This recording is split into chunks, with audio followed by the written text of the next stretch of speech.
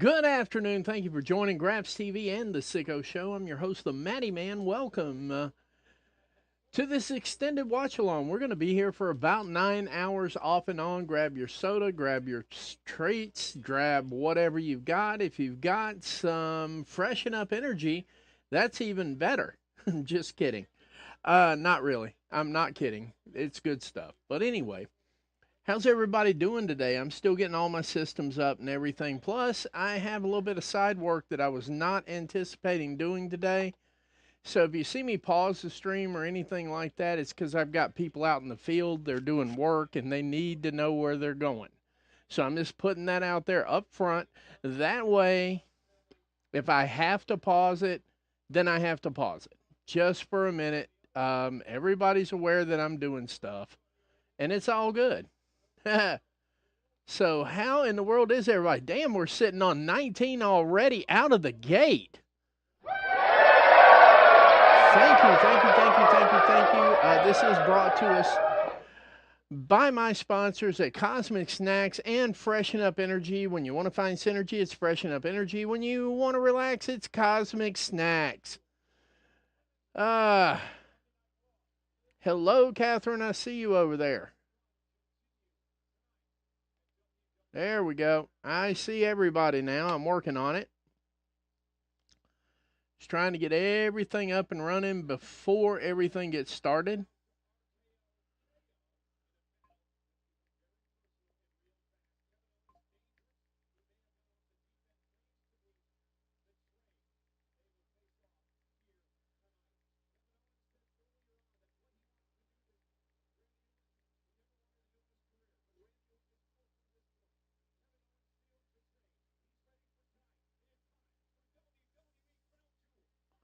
There we go. We're going live. Michael Cole has done all of the introductions. We are sitting on 23 viewers already. Thank you. Thank you very much. Looks like we're going to have a fun day today. I got all the necessaries here, you know. Plenty of water.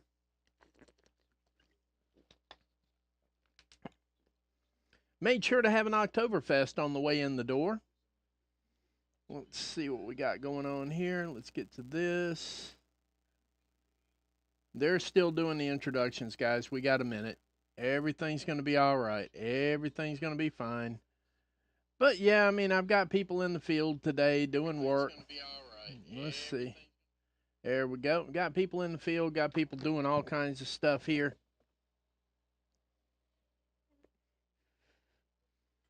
Let's see what we got here. All right, and it looks like we're going to kick off with the Bloodline Blood Feud. This has been cooking for roughly about 2.5, 3 months so far.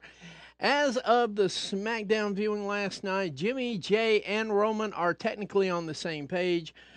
It's going to be an interesting dichotomy to see how Roman reacts during this match. And I just want to say up front, in reality, for real, if Roman is actually sick, man, prayers, and you are really kicking ass just to be in the ring today, it kind of gave me that impression. I've heard it a couple of times.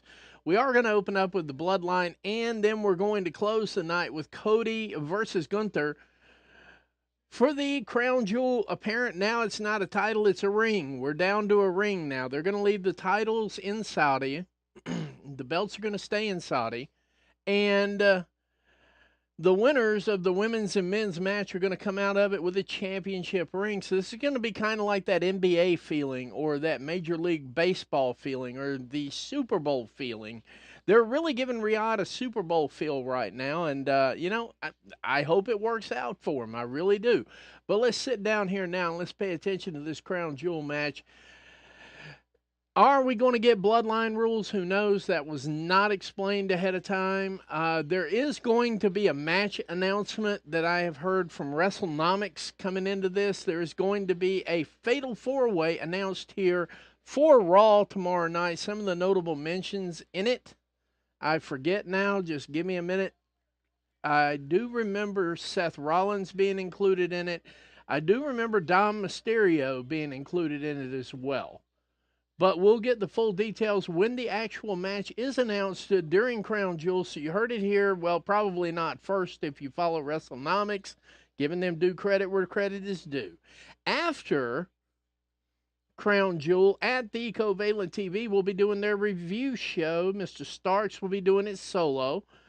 So just sort of a heads up, just so we can say we got that out there and when everybody knows what's going on. So let's see here. Here comes I'm going with the Bloodline 2.0. The Bloodline 2.0 making their way to the ring right now with the Gorillas of Destiny and Jacob Fatu. I don't have another name for them. I apologize. I paid attention to New Japan Pro Wrestling.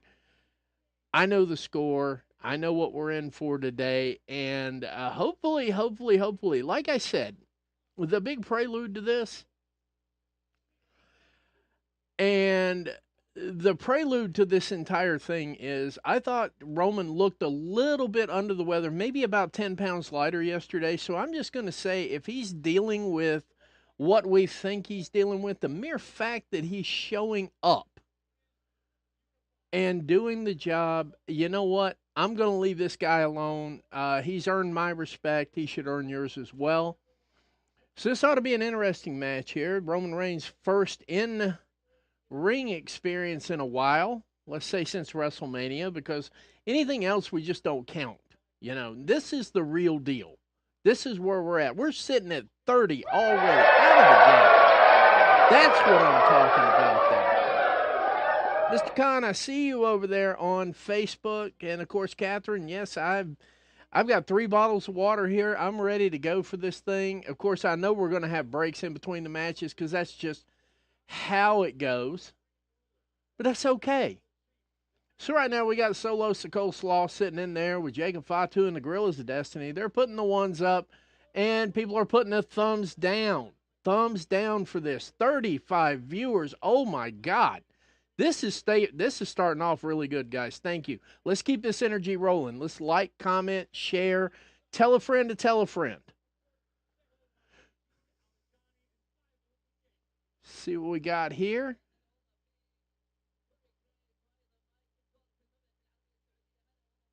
And they are getting ready for Crown Jewel. That's the original hype guys right there.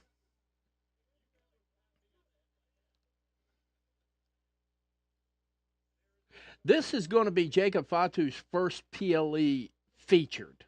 Now, I'm just going to get that one out there right now. Obviously, this match right here is a heat check. I don't like to dig too deep into the matches, but I got to kind of feel like everybody else is doing. Yes, sir, MD Shadden. I see you over there on Facebook. Thank you. I got to feel like this is a heat check. And the main part of this right now is going to be Jacob Fatu versus Roman Reigns. When they isolate in the ring, I do believe WWE's pulling a heat check on this one. And the fans are solidly behind Roman Reigns. You can hear OTC in the chants in the people. And Roman Reigns' music drops. And everybody's got the ones up in the air for the original Tribal Chief, Roman Reigns, coming down the ramp right now as we speak. Curtain jerking this thing for a reason. I do believe they needed to get him in and get him out. I do believe that's why this is the opening match. If I'm correct, Roman buddy, I hope you feel better. And that's a dumb comment to make because of what you have. But yeah, I'm definitely going to be shouting out Roman Reigns for this match here because it takes a lot of guts to show up sick. A lot of people use that as an excuse to get out.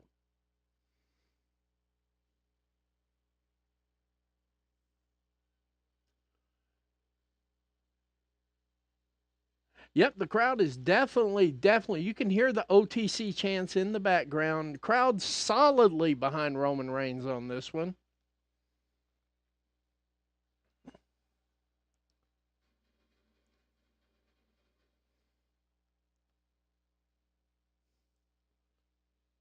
That's right. Roman puts the ones up. The crowd puts the ones up. So I guess we know which way the crowd's swinging for this particular match. Roman Reigns comes in with more main events in WrestleMania than any performer in history. And with the upcoming WrestleMania, he looks to solidify that as well. This will probably be his last main event for a little while.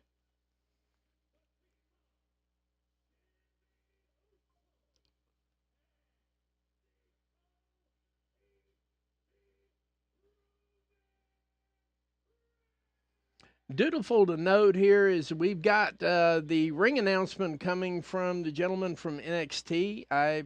His name escapes me. All right, I see the crowd over on Facebook picking up. Welcome, welcome to the chat. Welcome. Feel free to chat, like, comment, share, tell a friend to tell a friend. We're sitting at 32 viewers right out of the box, 24 minutes in. We got to love it. We got to love it. I'm sorry, 12 minutes in. I can't even tell time. I'm so excited. My guess is Jey Uso gets his own intro, which still sets up the tension between the three. I like what they're doing with this. I really do. Let's see what we get after this. Yeah, we're getting some pyro for Roman. Roman always gets the pyro. You got to know that.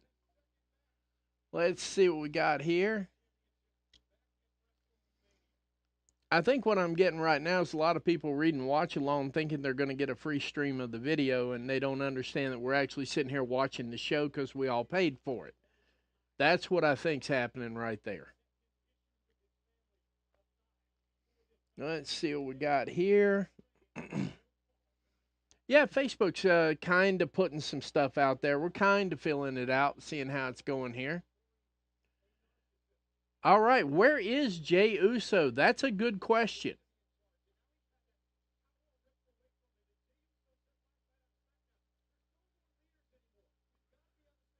Let's see what we got here. No more leaders.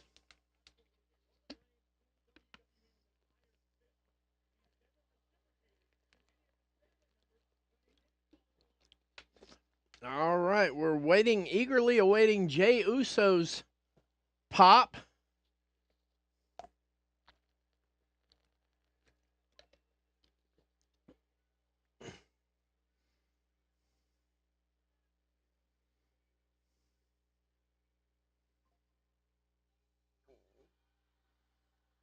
And the crowd just came unglued as soon as Jey Uso's music kicked off.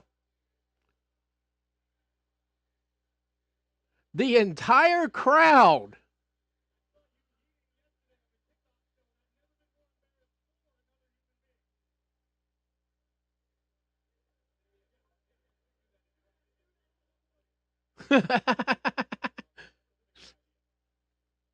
Okay, so it's safe to assume now that the crowd is solidly more behind Jey Uso than they are even Roman Reigns. This ought to be an interesting match due to ring psychology. The ring psychology ought to kick in here at some point in time, and wow, this is already shaping up to be a decent match.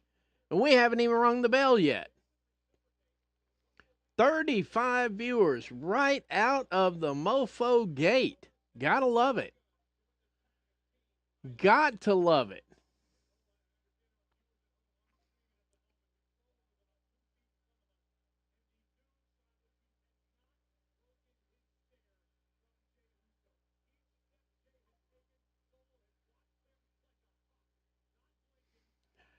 All right, we're getting there.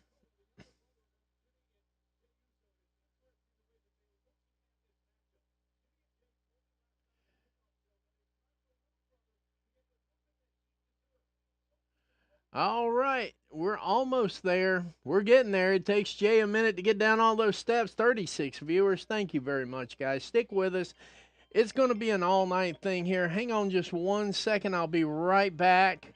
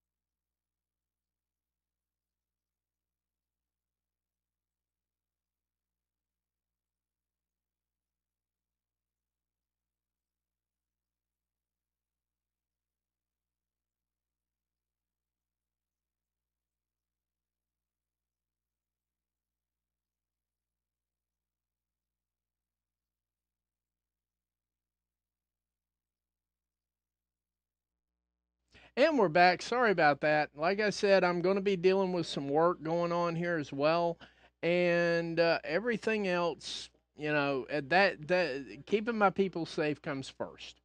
Okay, I enjoy the stream and all that, but my people come first on that one. So I'm probably going to have to do a couple of breaks in between here just to get them guided properly. It may take a couple of minutes, and I apologize, but that's where we're at right now. Okay. All right, who's fighting who here now? Because I thought we were getting the Gorillas of Destiny and Jacob Fatu. So we're getting Jacob Fatu, Solo Coleslaw, and who?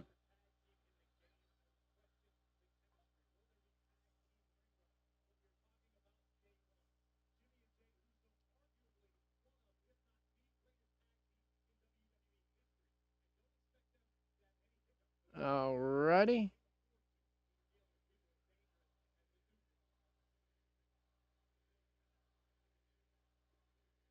All right. Looks like Tamatonga is going to start off for the new bloodline. Let's see what is Roman going to kick it off for the originals. Nope, Jay's already elected himself to take over.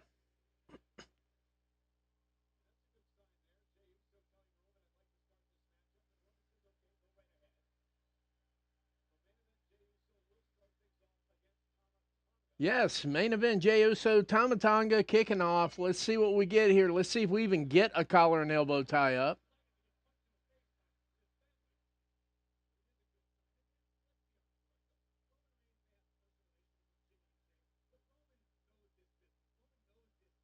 All right.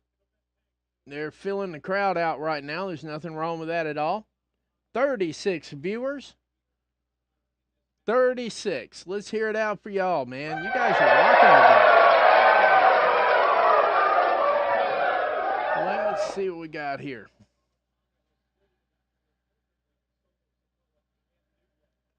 Obviously, they got a hot crowd, so that's going to be there.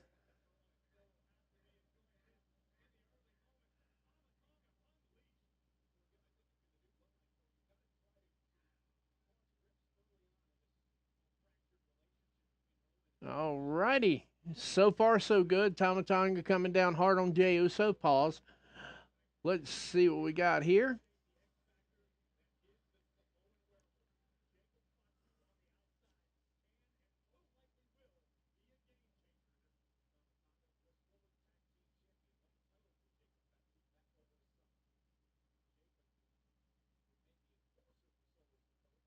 Uh-oh.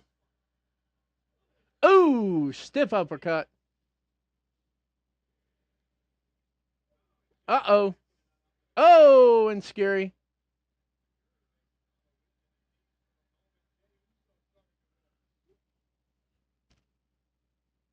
All righty.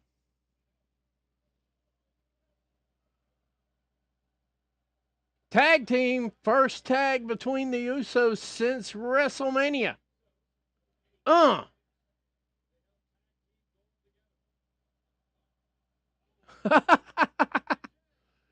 They are performing quite well now. We're sitting at 40 people. That's what I like to see. Keep it coming. Like, share, comment. Tell a friend to tell a friend. Uh-oh. Cornholio's got it going on now. Jacob Fatu enters the ring with a Jimmy Jam. Let's see what we got here. What we got is a certified Samoan ass whooping going on right now. Jacob Fatu, he's about to break a sweat. I see it coming.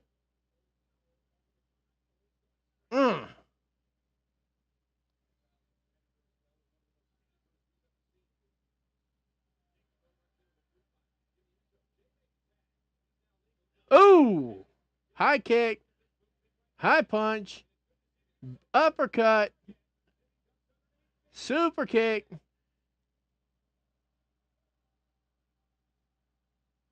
Super punch.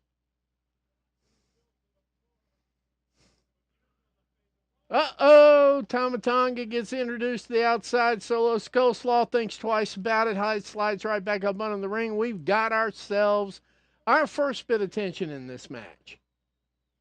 We've got ourselves our first bit of tension in this match. Coming on hard. 44. Come on. Keep it coming. Let's see what we got here. And, of course, Roman Reigns seems relatively excited and happy with the results so far. Just a reminder to our new visitors coming in today, I do have something else going on the side here right now. I may have to pause the stream occasionally to help out my people. I got people in the mountains, and they got to be able to find their way where they're going. So part of my job is to make sure they can do that. So I'm trying to help them. My people come first. The stream is very important to me, but not as important as leaving somebody hanging on the side of a mountain. So if I disappear for a couple of minutes, that's exactly what I'm doing. I'm helping them out too. Also, just for kicks and giggles, I may jump on the other stream over there and pay attention to what's going on during at the Covalent TV, because I support people who support me. So that's how it works. Roman wants the tag, and he tags Jimmy.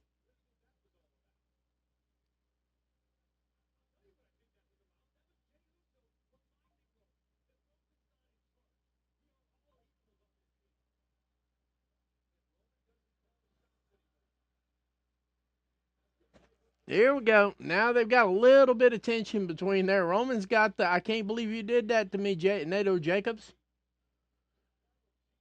Slamming that knee into the ground. That can do some stuff. Let's see what we got here. Jacob Fatu back in the ring with Jimmy. I'll be right back again. Thanks. I'll be right back. I'm sorry.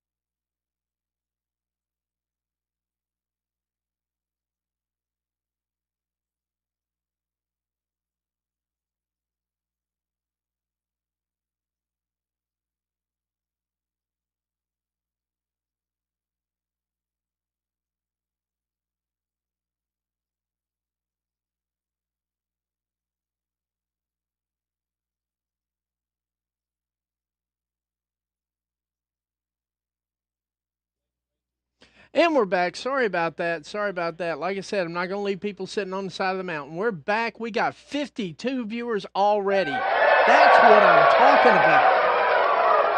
Let's see what we got here. Jey Uso and Tama Tonga going at it just a little bit here. I missed a little bit of it myself because I actually had to look some stuff up.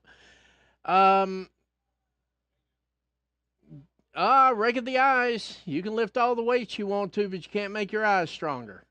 Let's see what we got here. Uh-oh.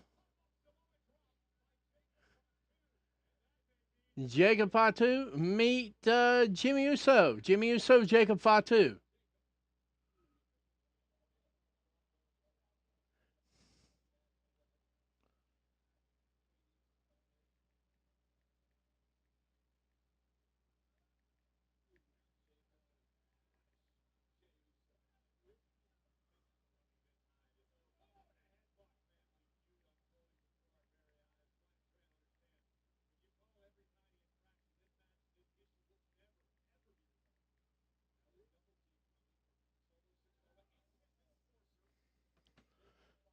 All righty. And Solo's in the ring mocking Jey Uso, which you know what? That's just some heel shit. He does the heel stuff really, really good. Big stomp on the foot.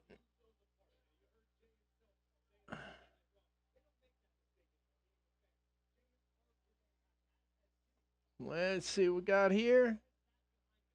Looks like Jay's going to take the brunt of everything. I wonder if Roman is going to wind up being the hot tag in this one.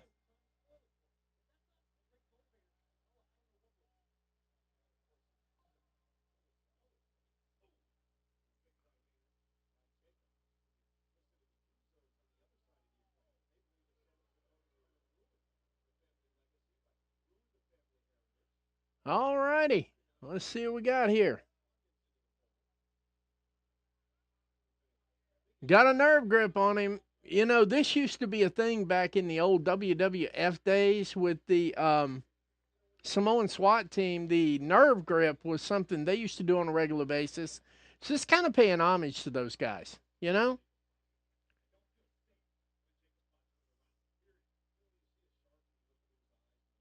Let's see here.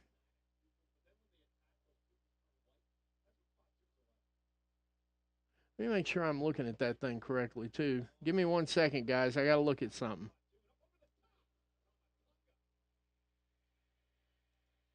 Let's see what we got here. Yeah, that's the correct one. Okay, cool. All righty. And here comes Solo Sikoa back in. They are doing frequent tags on the bloodline side here, what I call the Timu bloodline. But, you know, hey, uh-oh.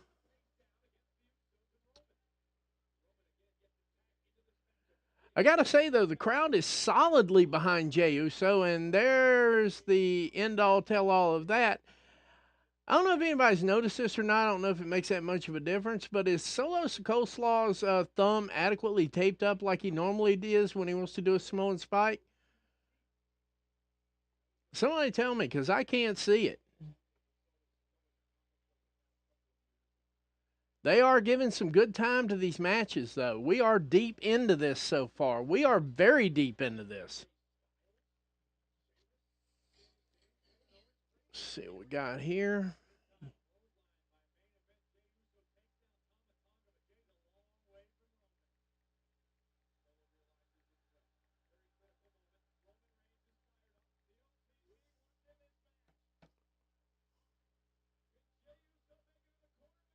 Jey Uso tags Roman Reigns in, and the crowd literally gets unglued at this point.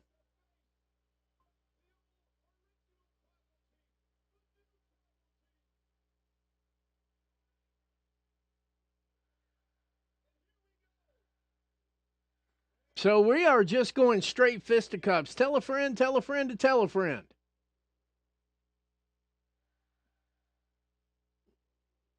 They are throwing haymakers. Ugh.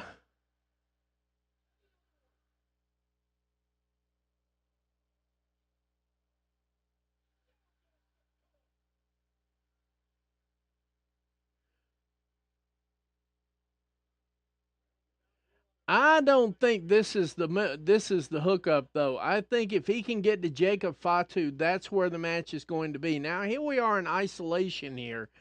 We've been at this match here for a little while now. They have given them a solid 20-25 minutes here. Of course, 15 of that was introductions, but you know,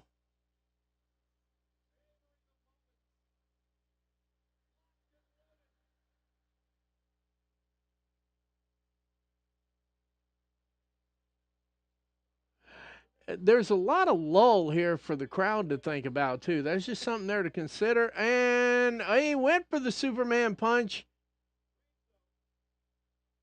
Uh,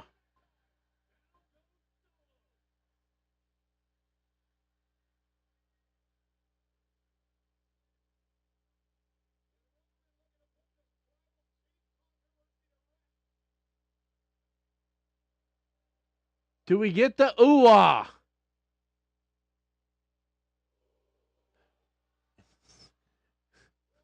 Uh-oh. Samoan Spike. Could this be it?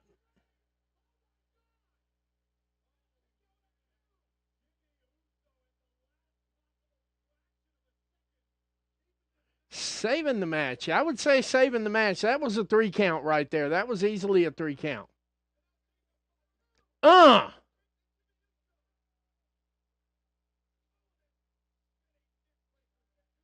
We got to make up a name for that, don't we, Michael? I got you.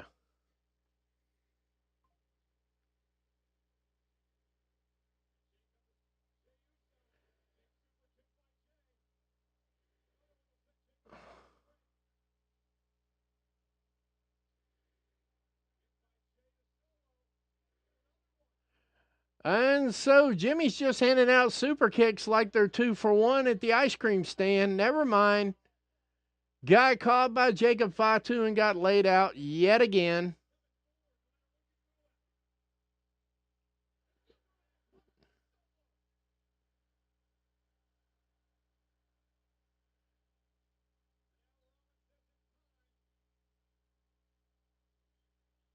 Yeah, he's like, yeah, I'm getting ready to do it. Yeah, I'm getting ready to do it. Uh-oh, uh-oh. And the referee's officially out now. We get to do some main roster stuff. Uh-oh.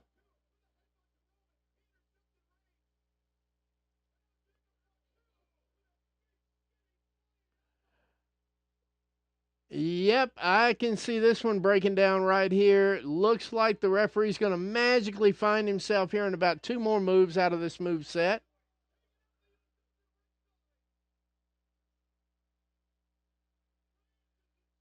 53 viewers. Man, you guys rock. Thank you. I'm always thankful for my viewers. Feel free to comment, guys. I don't mind it.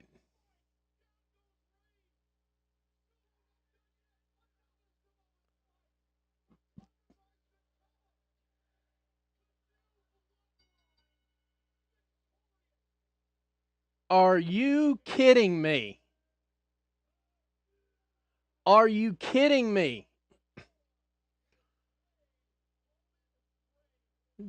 They let like now 3 and 40 Solo Sokoa go over Roman Reigns, the longest reigning WWE Undisputed Universal Champion. I got booking questions for this. I got booking questions for this all day long. Wow. Wow.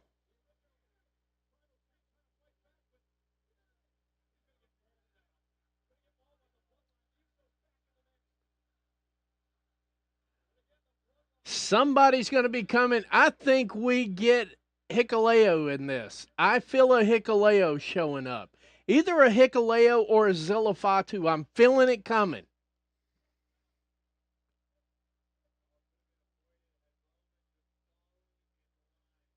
Had Roman just fallen in line, this all could have been avoided. and this announce table would still be working after this match. Corey Graves, man, is such a beta male. I'm sorry. I know if people like Corey Graves, that's fine and dandy, but he's such a beta male. Like, this all could have been avoided if you just gone along with him.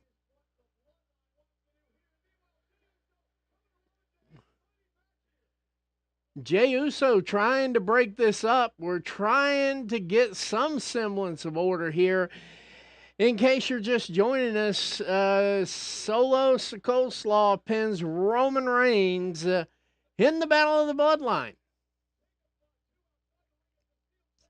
And here comes the steel chair.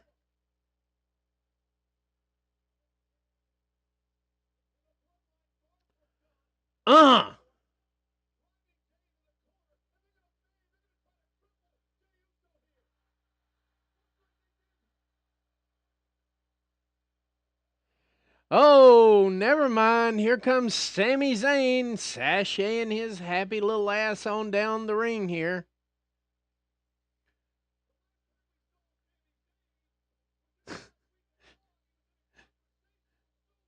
Tell me he doesn't look like Sheldon with hemorrhoids right now and a little longer haired. But I digress. 56 viewers. There we go.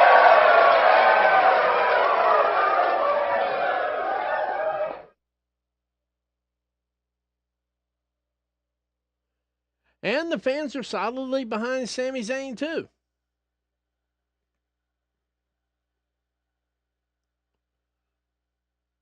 Let's see what decision Sami makes.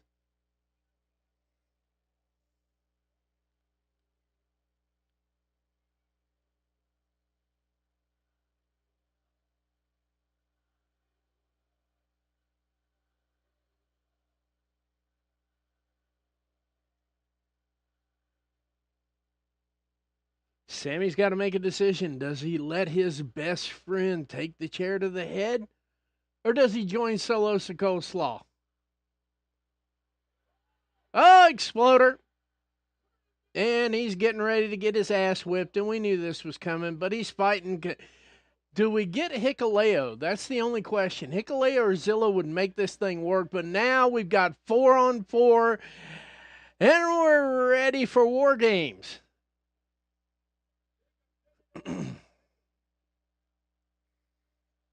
We are ready for War Games. And it probably will be the Battle of the Ghost Pepper Necklace. Let's see what we got here.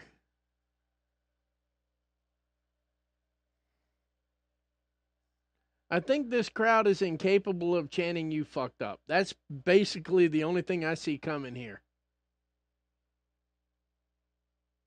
But we have the original Bloodline intact right now, looking at Bloodline 2.0, and oh, not good.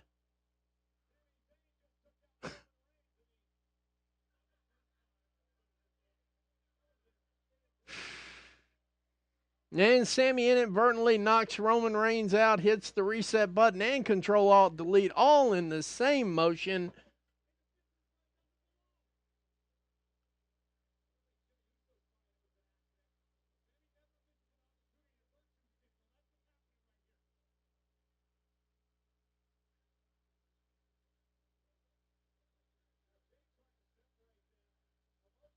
Yep, it looks like we've got an awful lot of built-in pieces to this puzzle right here early.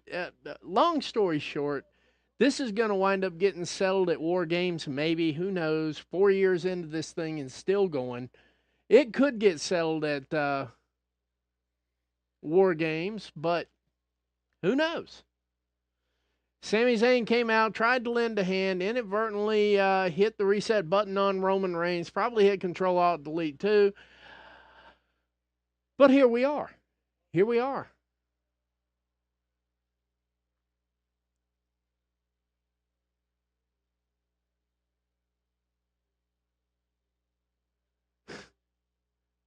Alrighty, looks like we're taking a commercial break here. I'm going to take it with them here for just a minute. We all know they've got to clear the ring out. I'll be right back here just in a minute. Got to refill the water bottle and everything.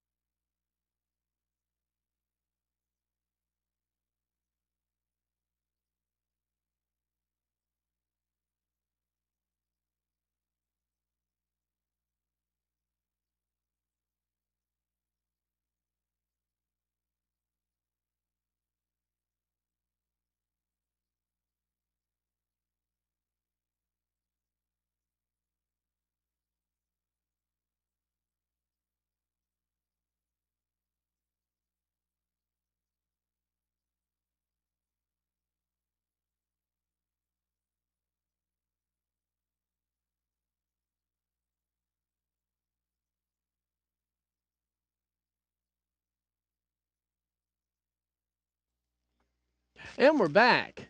We are back like a heart attack. Just kidding. Anyway, just a quick reminder while they're still doing their commercials and preamps and everything else like that, this stream is made possible by our partners at Cosmic Snacks and Freshen Up Energy. When you need synergy, it's Freshen Up Energy. When you want to relax, it's Cosmic Snacks. Proud partners of the stream, and I'm happy to have them. I endorse the product completely. And we are sitting at 60 viewers. That's what I'm talking about right there. Now let's talk about this match a little bit while we're waiting on the next one to kick up. What we're actually getting out of this right now, at least what I'm getting out of this right now, is the baton is quietly being passed to Solo Sikoa. And let's see here. Also trying to play along with the little games on Peacock during the Wheatley commercial, which I am intentionally trying to block out because I will be singing that stupid jingle all week next week. Not a problem with it. Know they got to make money. Know we need the advertisement there. I got it. I feel it. It's just when you do it so many times, after a minute, you got to start sitting there thinking, wow, there's got to be more to life than this. But anyway, my thoughts on that last match are pretty simple.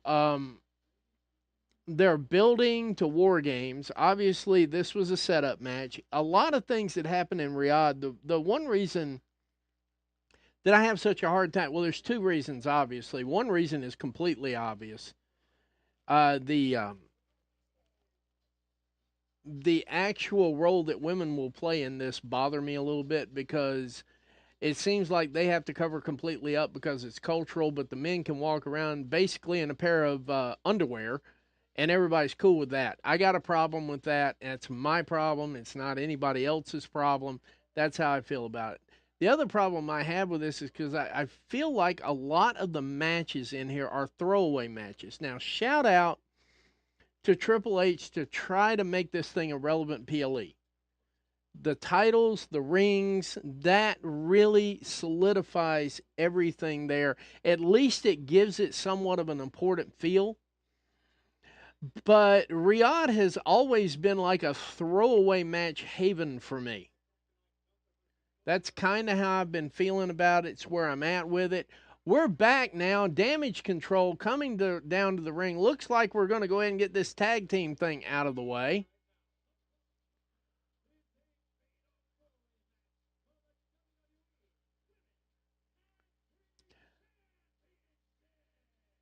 And also the way they book Japanese wrestlers, but that's just me. I don't think that they have a presentation scenario that works out for them in WWE. Everything Damage Control is doing right now gets over like Rover in Stardom and New Japan. Their facial expressions, the way they do all of this right here, that gets them over where they came from. And I don't think WWE has come up with a proper formula to give them the same success in the American crowds that they see in the Japanese crowds and the European crowds. The European crowds mark for this stuff. So it is what it is. Those are just personal things. Those are personal things. It's nothing to do with facts, data, and statistics. Even though the first and the last do have something to do with it,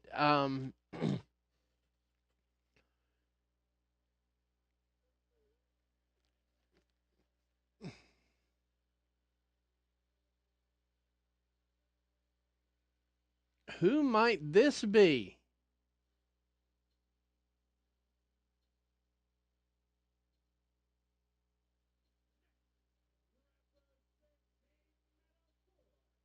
Meta-4 coming out looking like Meta-5, actually. Looking good. We got 60 viewers on here.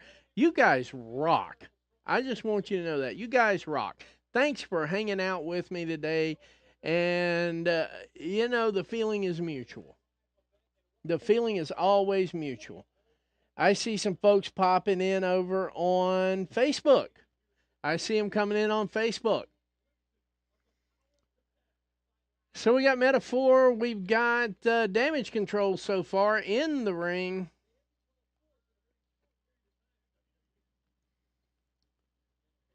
Now, granted, I can see where they're going with some of these outfits so the women can move around a little bit more freely like they're used to being able to move around.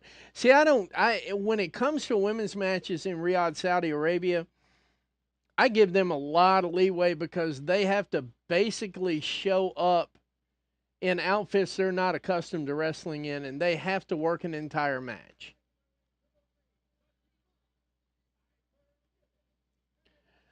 And Chelsea Green and Piper Niven making their way to the ring. That means that Jade Cargill and Bianca Belair will make the ring entrance last. That tells me a whole lot. So the match is actually between Damage Control and Bianca Belair and Jade Cargill. The first and the last intros are going to be the main focus point of the match. Now the question is, the last time we had a situation like this, Jade Cargill and Bianca Belair came out of this with no title. No title whatsoever. So, with that said, do we have a repeat? Is this going to be a challenge?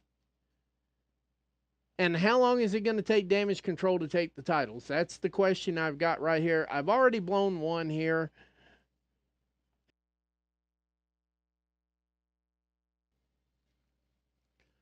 This one right here, I'm fairly confident about. The match structure is really literally going to be between Jade Cargill, Bianca Belair, and Damage Control. Now, Metaphor and Chelsea Green and Piper Niven are just in there for an extra. We got 64 viewers. Let's see if we can get to 70. Why not?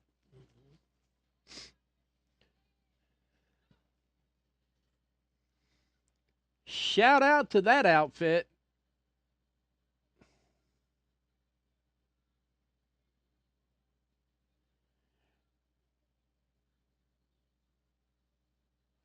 And believe it or not, Bianca Belair is way over with this crowd.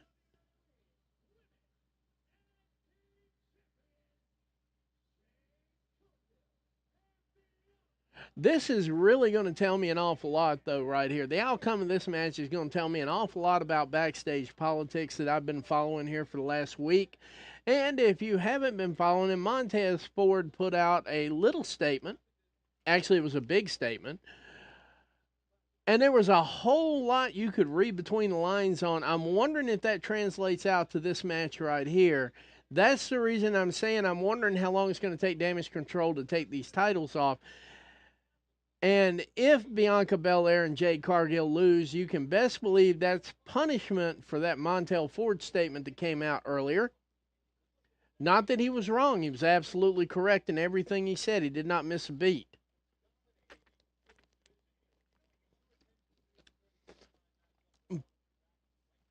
But WWE might do something about it.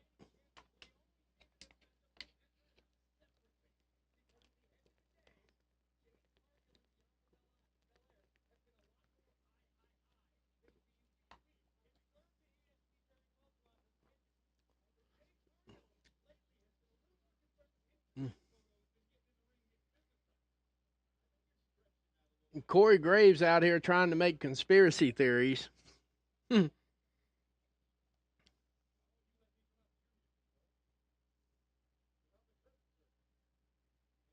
Oh my God, Michael Cole just called himself a curtain jerker.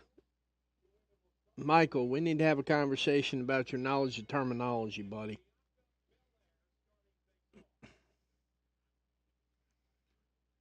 Boy, Io Sky and those braids are hitting hard. I just want to say that right now. Fireman's takeover, solid leap. No, oh, Io slipped right out of that one. Crucifix into an almost pinning predicament.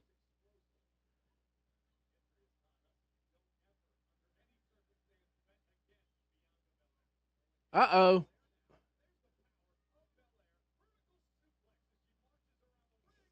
These two ladies just have remarkable, crazy, crazy chemistry. They could fight forever. Just to be honest with you, I'm not usually a big fan of the WWE formula, but they're not using it. So these two ladies right here could seriously fight forever.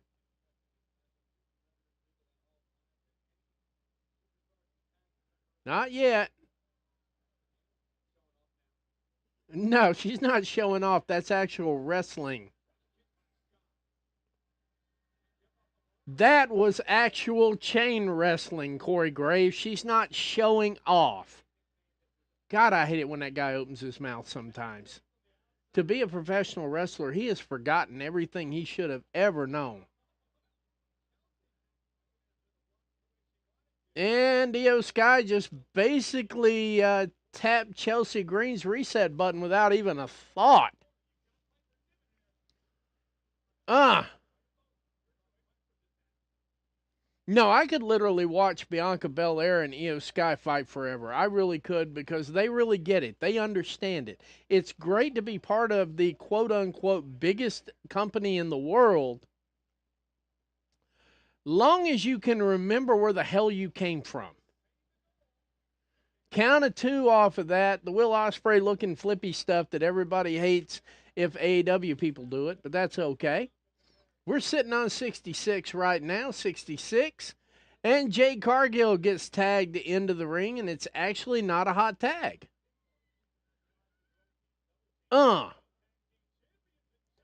Pitched her like a yawn dart.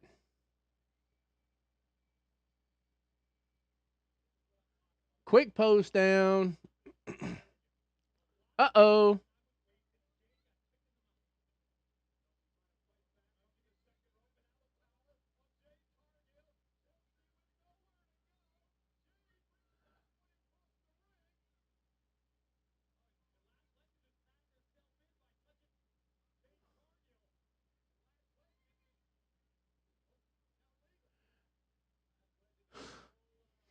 It's the Battle of the AstroTurf. I'm kidding. I'm kidding. Catherine, I'm cutting them a break on Botch City here because you know what? They're not used to wrestling in leotards. That's the whole thing about it. I'm guessing they're probably going to have 15 or 20 botches. But they're not accustomed to wrestling in leotards, which is one of the main reasons I don't particularly care for this venue because the women are unnaturally presented as to where they would be if they were in, oh, I don't know, 186 other countries in this world. So it's just something that I personally understand on that part right there because basically if you had to overdress and you're used to working in a bra and your briefs and all of a sudden you're hanging out in a leotard and then you got these two green women here talking to each other, there's going to be some botches here. There's going to be a handful of them. There is. There's going to be a handful of them. Just because they're not accustomed to wrestling like this. The only one in this entire match that is accustomed to wrestling like this is Piper Niven. Piper Niven is the only one that I expect to have no issues in this match. She is literally the only one in this entire match I expect to have no problems. Now, if she has problems, I call it out. She's used to working in a full body suit. These other women, they are not used to it.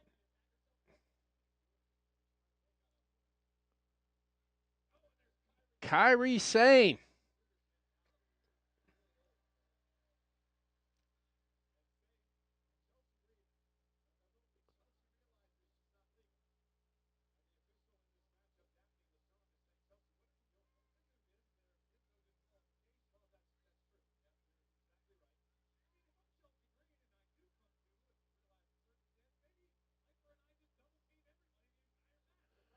Oh, there we go.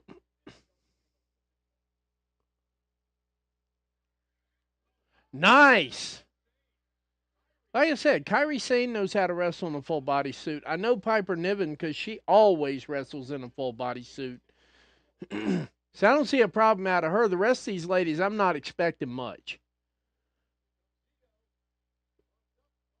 There's one. See, that's what I'm saying. I'm not expecting much out of this because of that.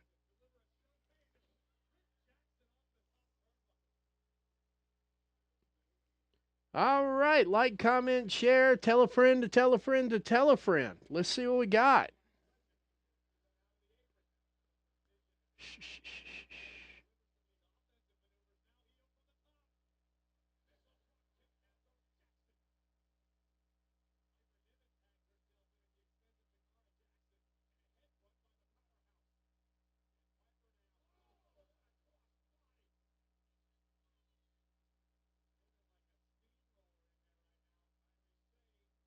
See what we got here. We may actually have a break here. Somebody pointed out to me something here. Give me 1 second here. I'm trying to keep up with everything here, including it. Oh, we're sitting at 68 viewers. We might not be getting GCW today because I just realized that, yeah. Let's see what we got here.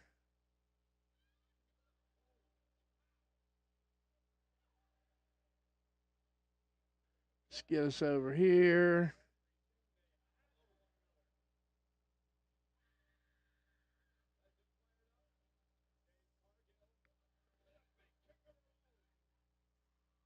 All right, let's see what Jade does here when she gets in the ring.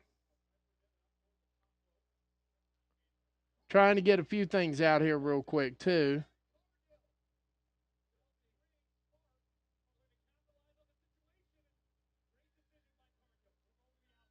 There we go. There we go.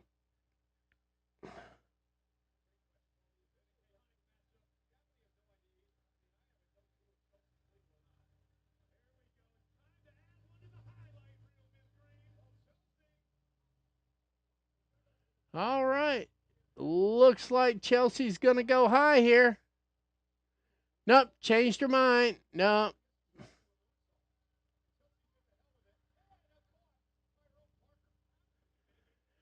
Oh, that was interesting. We're at 66 viewers. Let's see what we got here.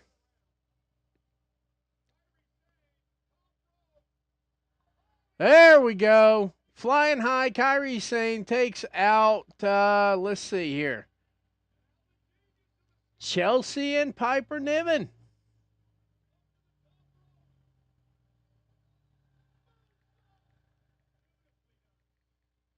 Nice moonsault. Nice moonsault.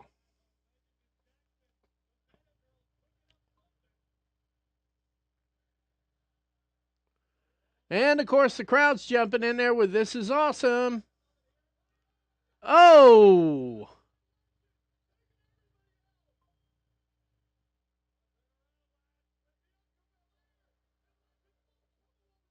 Everybody's outside the ring at this point. We have melee. We have craziness going on.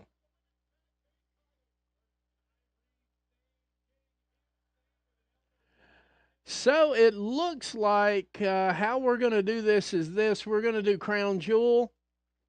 And I need to check the start times on the GCW show. We might not be doing a live watch along with GCW. If it starts at 11 p.m. Eastern, I thought it started at 5 p.m. Eastern. That's my bad.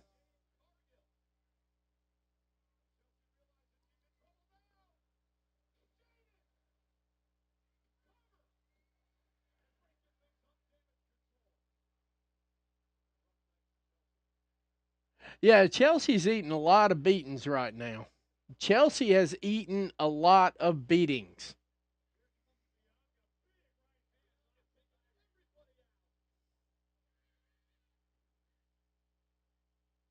All righty.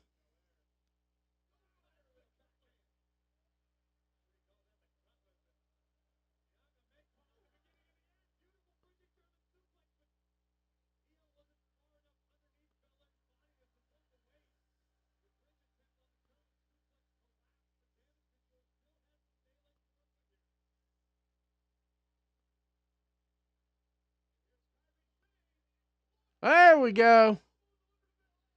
Flying elbow. Here comes Jakar Jackson out of seemingly nowhere.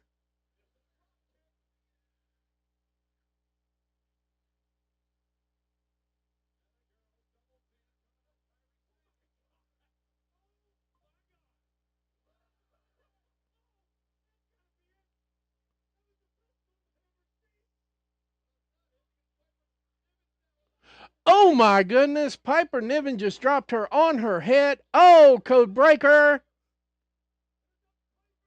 Ugh. That was some good stuff right there. They are putting together some good stuff in the ring here. We're still at 64. We're looking pretty good right now.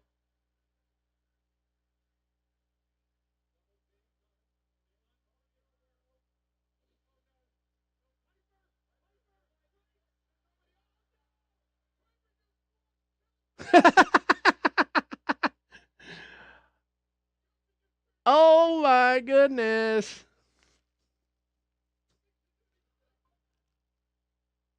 Uh-oh. Uh-oh.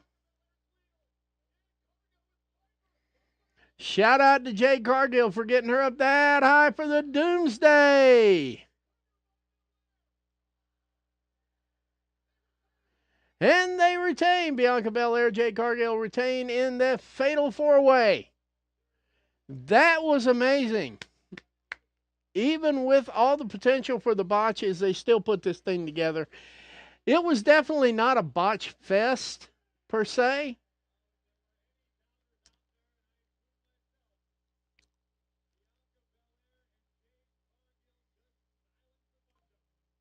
That's correct.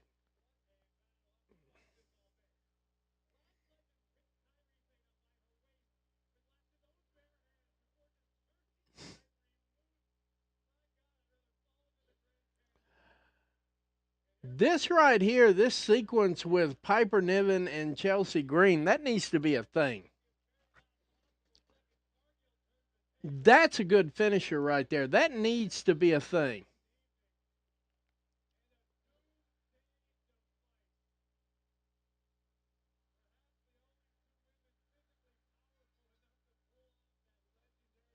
Whew.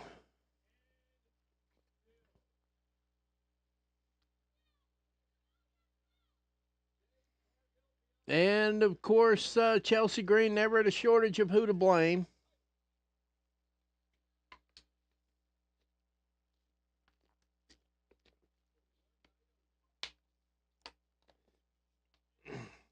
All right, looks like we're taking a break here. I'm going to take it with them real quick. I'll be right back. I need to check on my guys. I'll be right back.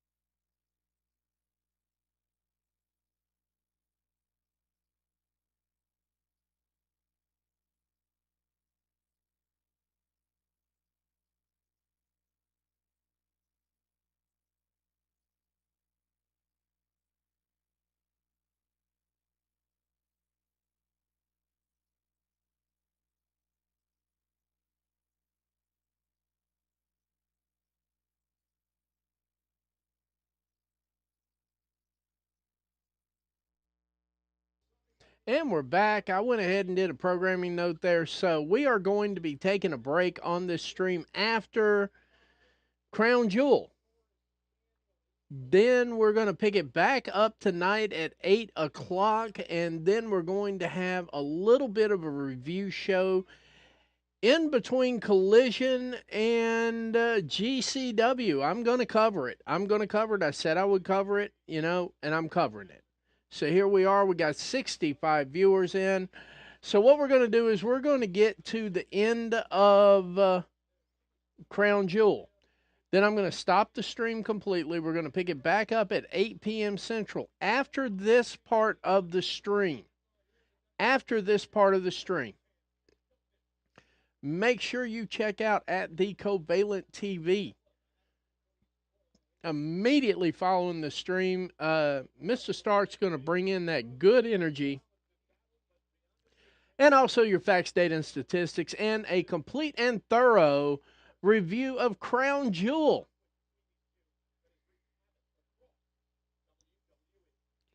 In other words, I'm not getting up till 9 o'clock in the morning. I can fully see that right now. If it kicks off at 11, it'll be done by 2:30 in the morning. And we're just going to have a late stream. That's just all there is to it. And I may not have the viewers. Y'all might not be staying with me. I might be picking up the GCW viewers because you know there's GCW people that are going to be locked and loaded for that. You don't want to miss it. So that's how we're going to play it out here. When this stream is complete, we are going live again at 8 p.m. for Collision.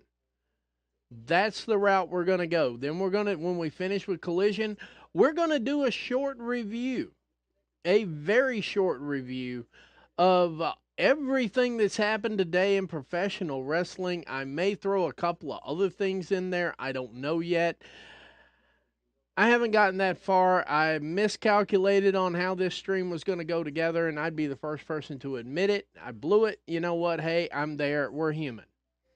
I just misread everything. I thought they were firing off at 5 o'clock after Crown Jewel because GCW usually crowds all of that. So we'll be right back here in just a minute. We're going to take about a 30-second break. We'll be right back. I got to fill my water bottle up one more time.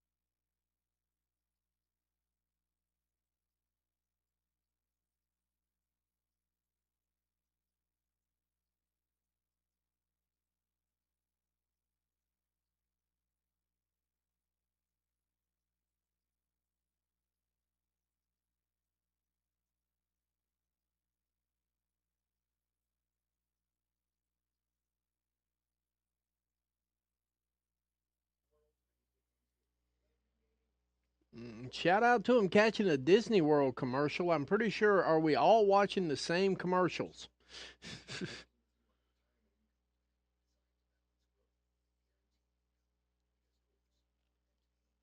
Fidelity Investments, Liberty Mutual. They must be getting real set up. We'll be right back.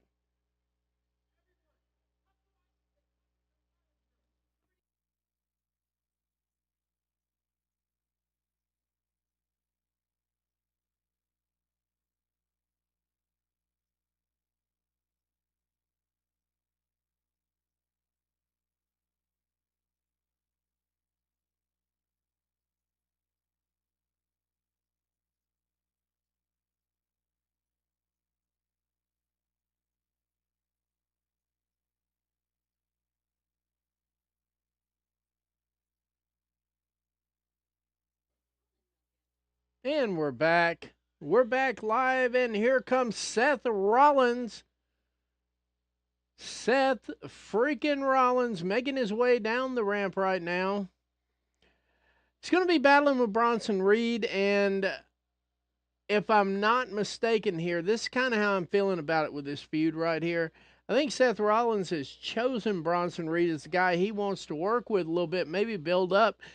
I don't know who's going to take the win here, but I'm definitely leaning towards Bronson Reed on this one. Size matters.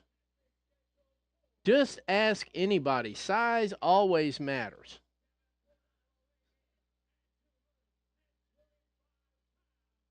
Let's see where we're at here. And we're back there too. We're back on Facebook. I had to fix that too. Goodness gracious, Facebook. Fix your shit. For real. I mean, seriously, guys, what are we doing here? What are we doing?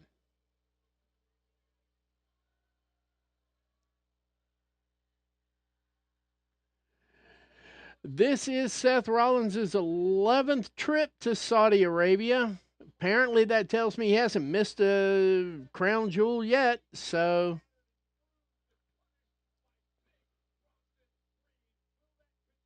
and Gotham City is safe because its biggest bandit is in Riyadh, Saudi Arabia right now. 67 viewers. Shout out to all of you guys, man. Y'all the reason I do this. That's the only reason I do it. I have other things, but you know what? I love it. I love hanging out with people, and this is the best way I know how to do it. Once again, before the match gets kicked off here, this stream is brought to you by Freshen Up Energy and Cosmic Snacks. When you need synergy, it's Freshen Up Energy, and when you need to relax, it's Cosmic Snacks. Proud partners, proud sponsors of the stream, proud sponsors of everything coming down the pike, including the television channel, including a couple other things that are coming down the pike too, which I will bring to your attention once the channel is released. You're going to love it.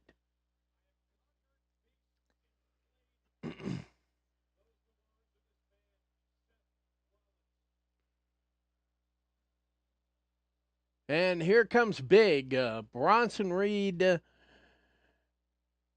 Not much you can say. He's a big guy. One of those that I'm always concerned if they're ever going to put a title on him because it becomes unrealistic to believe that anybody can take it off of him. That was a big problem that Mark Henry had back in the old WWE days when he was World Heavyweight Champion. The biggest part of it was trying to figure out how you were going to get the title off of him. It's easy to put a title on a Braun Strowman. It's easy to put a title on him. It's easy to put a title on Big Bronson Reed. The question is, how do you get the title off of it and still make it believable? And they've decided that they're going to start this fight up on the main stage here. This could be painful.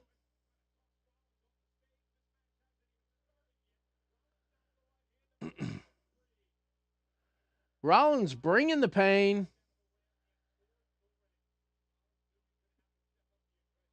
Uh-oh.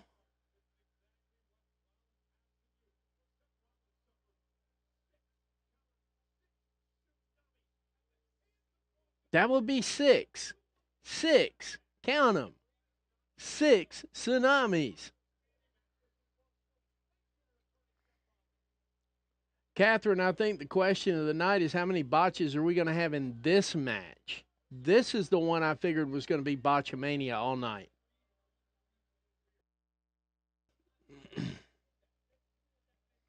See where we're at here.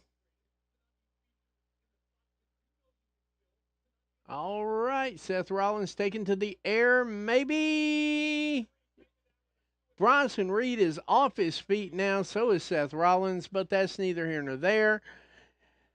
For the first time in a long time, Bronson Reed is not standing. And I'm concerned that Seth is already looking gassed, and we're, 3 minutes into this match? Now, I will say this. A lot of the previous criticisms that I've had of WWE, match times, match allotment, things of that nature, they are definitely making a liar out of me, and I am not ashamed to admit it. These matches have gone on pretty long. They've given everybody so far plenty of showcase time. We are on match number 3, and we are exactly 1 hour and 20 minutes into this show. That's a good, healthy match flow right there. So I don't know that I could be upset about them with that part of it right here. Sitting on 68 viewers. Let's try to get it to 70, guys. The good news is I don't have to stream for 9 hours straight. The bad news is when I come back at 8 o'clock tonight, that is going to be a long-ass stream. So expect adult beverages for that thing once we get past 10 o'clock at night. I'm just telling you right now, there will be adult beverages. Here, tsunami right out of the gate. Tsunami number 1. Now, here's the crazy part of it. Seth Rollins is going to kick out after the second, third, fourth, fifth, and so, never mind. Just going to make him miss it altogether. It's curb stomp. 1, 2, kicks out at 2. He probably needed 2 curb stomps instead of 1, Seth. Just saying. Because this is Big Bad Bronson Reed we're talking about here. This ain't some ham and egger. Shout out to Bobby and Brain Heenan. Rest in peace, guy.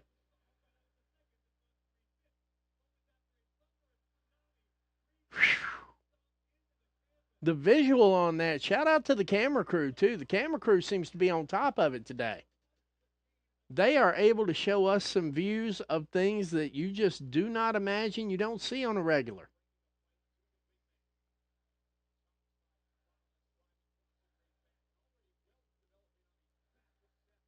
Let's see what we got here. This might be painful, and it... Oh, super kick. Is he going to try to pedigree him? This is going to inevitably be a backflip here, guys, just so you know. And here it comes. And he rolls through, and you know what? Bronson just does what Bronson does. He's a big guy. That's the part of it right there that I keep telling you about. Big-itis means that it's easy to put a title on him. It's hard as hell to take it off. And that's a fact. That is an unmitigated, actual, natural fact.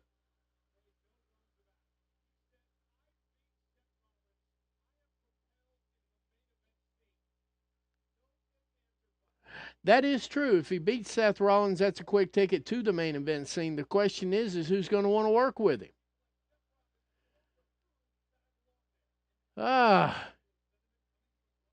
He put that big iron skillet right on Seth Rollins' chest.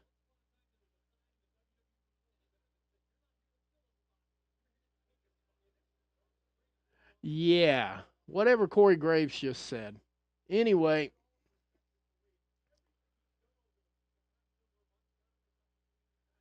something I'm kind of feeling in this match here, just with the pace and everything like that. I thought we'd either get a squash one way or the other, but the fact of the matter is, looks like it's good. They're going to give him 10 or 15 minutes here, which that's a good thing.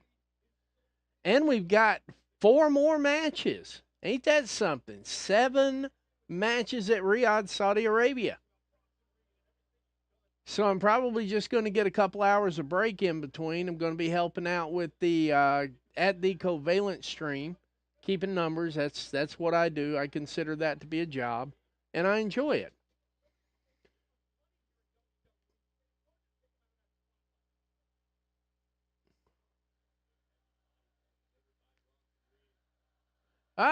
Flip over the back, 1 boot. Oh, yeah, that was not going to work out there, Seth. Almost picks up the 3 count just from Seth Rollins trying to body press him. Ain't that something?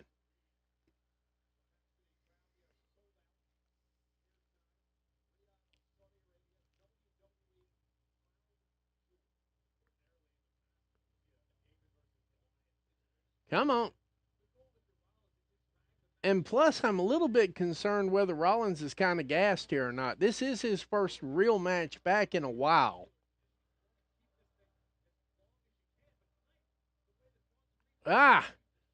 We're having a chop battle.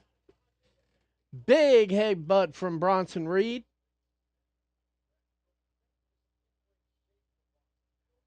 The match pace on this thing seems to be slow, but I mean, the reality of it is some big guys can go, some big guys can go just a little bit slower. And I think that's where we're at with Bronson Reed here. Driving that shoulder into the corner, into the 6 broken ribs of Seth freaking Rollins. And it looks like he's about to catch a knee to the head, which is exactly what happened. Setting up for that, you should have tried a super kick, but that's just me. Fisticuffs, chops. Yeah, Bronson Reed hits him in the midsection with a knee. Gets him set up here. We might have a serious power slam here in a second. No. Seth Rollins reverses it into a DDT. He's got life. He's got life. Seth Rollins has life. Nice reversal into a DDT.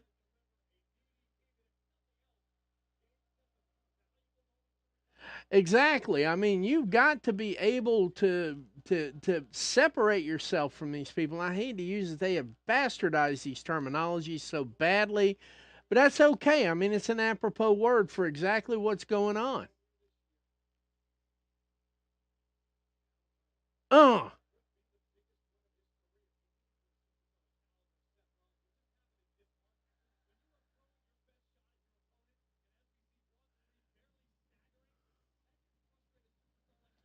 that was a flying elbow, or as we used to call it, the flying burrito. Bronson Reed beats him to his move.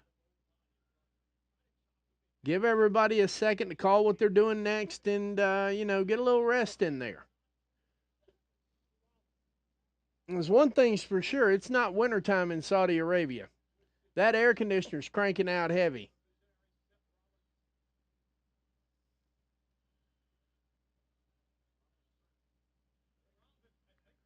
Seth Rollins is biting him, guys. Since you guys can't seem to figure that out, that's what happened.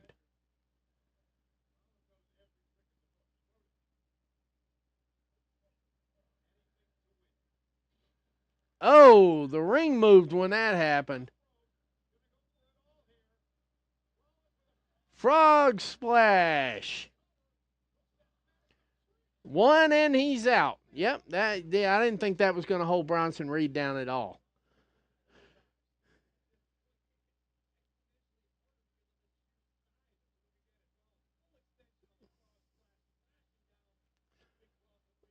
All righty.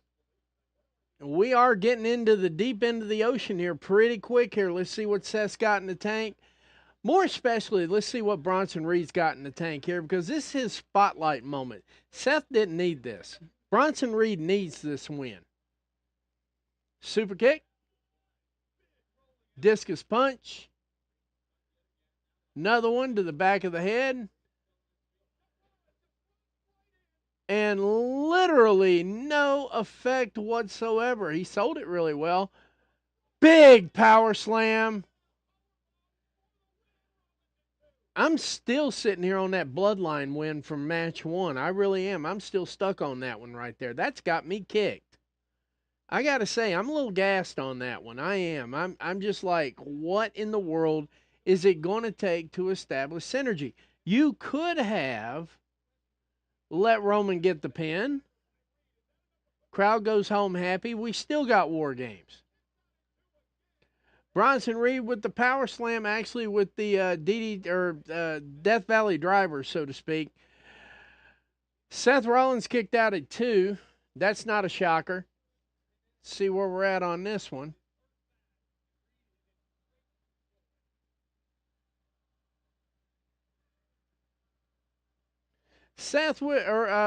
Bronson Reed with the boot to the neck. Not to mention tonight, guys, we got a world title match between Anna Jay and Mariah May coming up on Collision. You don't want to miss that stream. You really don't want to miss that stream. I'm probably going to mark out like a 2-year-old if Anna Jay wins the title. I'm not going to lie. I'm telling you right now. I'll probably mark out like a 2-year-old. I really can't help it for that. Superplex, Bronson Reed, Seth freaking Rollins.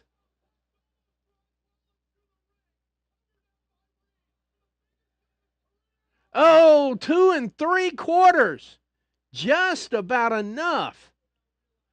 Just about enough, but not enough to seal the deal. Bronson Reed trying to get to the pay window, baby, as Dusty Rhodes would say. He's trying to get to the pay window. You know, the pay is different when you win, baby. Just saying.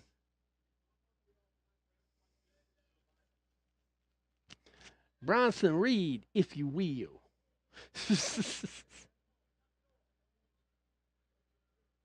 Now Bronson Reed's talking shit to Seth Rollins, slapping him in the face, waking him up. Somehow I get kind of the feeling that's not the move, but oh, Seth defiantly slapping him in the face, doing them Seth Rollins things here. This could be the biggest tsunami in Bronson Reed's very short history on the main roster. Oh!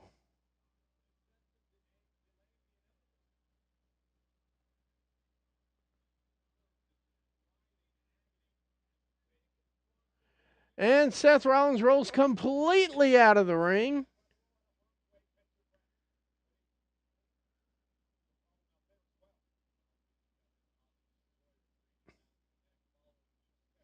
And Bronson Reed's just casually sashaying over to have a conversation with Seth Rollins.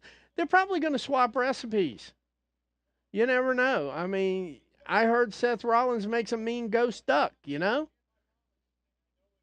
It could be that Bronson Reed wants to know what the recipe is for all that. I'm kind of feeling the same way, Catherine. I think there's certain times when they shouldn't give people too many minutes on this one. I just think Triple H came out and said, you know what? They say our matches are too short.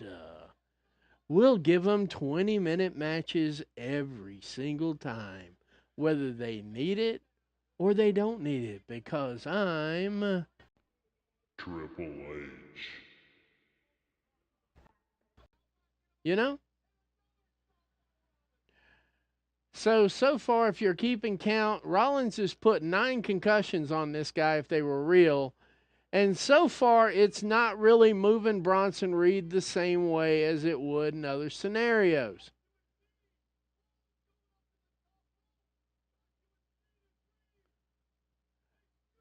Super Stomp. Is that going to seal the deal?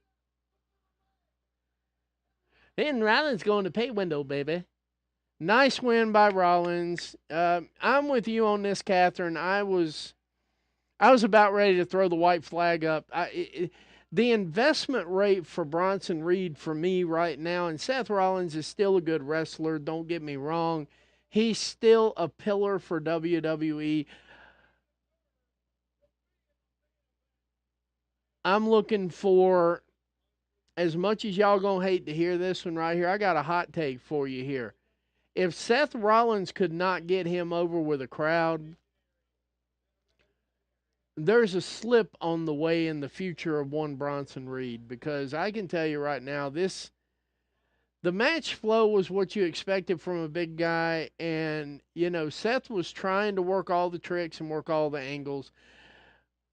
Bronson Reed is just over like a Led Zeppelin. That's just basically it. And if you get the reference, shout out to you 66 people live and in living color here today. This is Graps TV and the Sicko Show. I'm your host, the Matty Man. We are about halfway through this premium live event. This stream is brought to you by Freshen Up Energy and Cosmic Snacks. When you want to relax, it's Cosmic Snacks. And when you need to find synergy, it's Freshen Up Energy. Soon to be sold in stores everywhere on the East Coast that I know of, because I'm the one doing it. Anyway, yeah, Bronson Reed is still standing there going, I don't know how this happened. Oh my goodness, they let Bronson bleed a little bit too. Now we got a blood feud on top of everything. See, they let Bronson Reed bleed a little bit out of this, so it's coming. The only thing I see right now is, in case you didn't notice, Bronson Reed is not immensely over with this crowd, and Seth Rollins did work his ass off to try to make that happen. And if you know me really well, and a lot of you do know me, Seth Rollins is not in my top 5.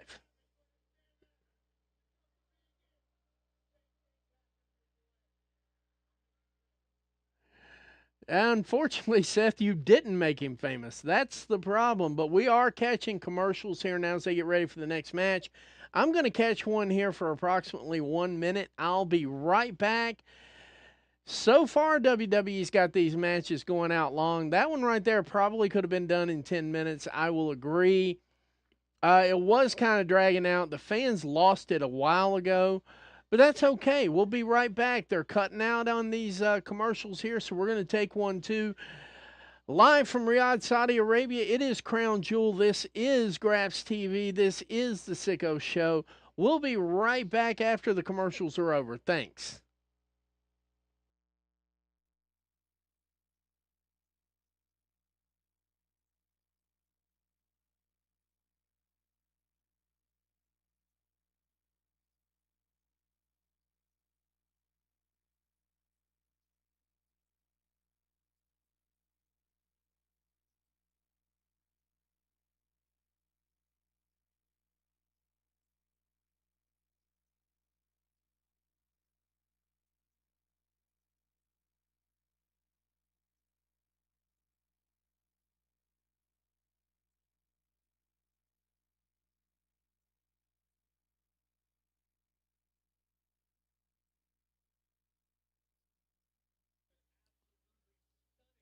And we're back. 67 viewers. Thank you, thank you, thank you for sticking with us.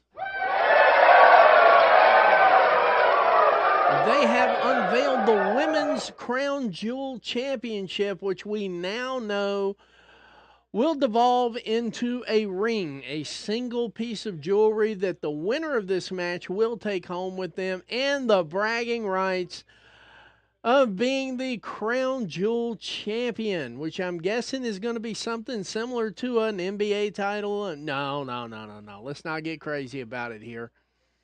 But they are getting them out there, and then they jumped right back into a commercial break here, so we're going to take that one with them. I just wanted to be there for the highlights, let everybody know what's going on and when it's going on.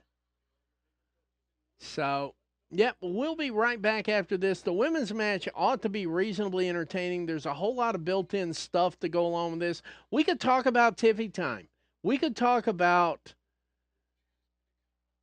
Dirty Dom getting involved. We could talk about her former tag team partner, whose name is completely escaping me right now. I'm trying. I'm trying without looking. There's a whole lot built into this thing. Anything can happen in this match right here. Personally and truthfully, I am looking for Liv to come out of this thing with the ring at all costs and so on and so forth to further her storyline. Maybe we're getting a Tiffy cash in. I'm not 100% sure yet, but there could be a title change and a title loss for Nia Jax, you know? Yeah, I think he got cut on the stairs too, Catherine. I agree. We'll be right back right after this commercial break.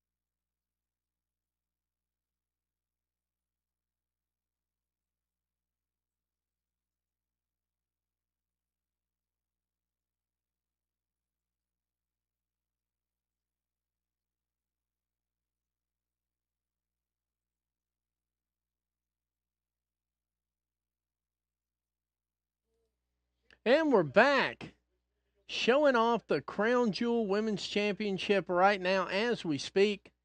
Let's see what we got here. Obviously, Nia's coming down to the ring first. We got 68 viewers. There's a party over here. You don't want to miss it. Tell a friend to tell a friend to tell a friend to tell a friend. Let's get this stream popping. See here. Nia Jax walking to the ring with her title over the shoulder. Nia Jax is another one we were talking about earlier. In the women's matches tonight, Nia Jax basically wrestles in a bodysuit on the regular, so I don't really see a lot of botcherism coming out of her at all. Like I said, though, it's just a personal thing with me and this Crown Jewel thing. I don't understand it. I understand the culture. I way understand the culture better than a lot of people who live in this country. I lived in a dorm room when I was at Virginia Commonwealth University. I lived on the medical campus because that was quiet when I coached basketball around the area in Richmond, Virginia. And I lived mostly on the medical campus, which was full of doctors and lawyers. And by the way, there was very few. I make a joke about this, but it's not a joke. We had exactly 8 certified Americans out of a dorm room of 1,200 men. Everybody else was from the furthest points of the Middle East, Venezuela, and Mexico. There was like 8 of us who were actual nationals in that whole dorm. So I was exposed to a lot of culture, and I enjoy it. The culture's beautiful. I just don't seem to feel like it's appropriate here. I think when you buy it, you buy the show. I'm 100% sure these folks are watching bootleg TV for Raw and seeing the real deal on television. So I don't see the point in treating the women completely different than they treat the men. Although, shout out to Liv with this bodysuit, man. She made pleather work just fine.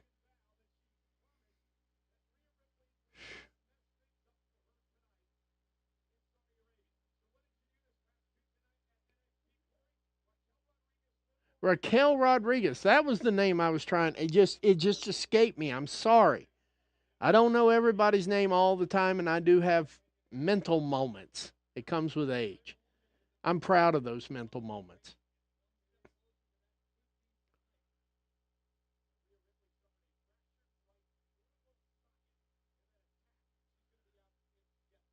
Indefinitely until she signs on the dotted line or doesn't, and in that case, she just never comes back. Let me break that part down for you right now. Rhea Ripley's contract status is up in the air. It's not been reported, it's not been leaked. They're sitting on it, but this writing her off in the same manner and way in which they wrote Ricochet off tells me that maybe she did not sign on the dotted line. And if that's the case, I would love to see her show up at Grand Slam in Australia.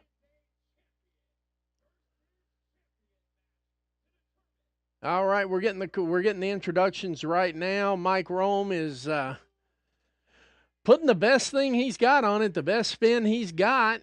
Let's see how this all works out.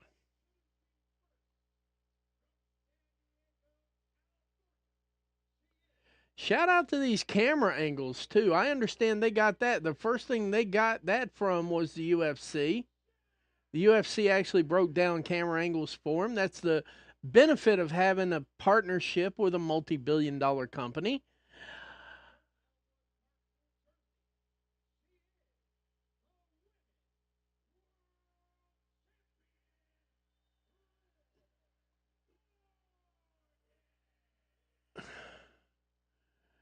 I tell you what, for all the crap that Liv Morgan gets, after watching her work for the last 10, 15 years, 10 years really, 10 years, something to that range, I'm glad she's getting this moment.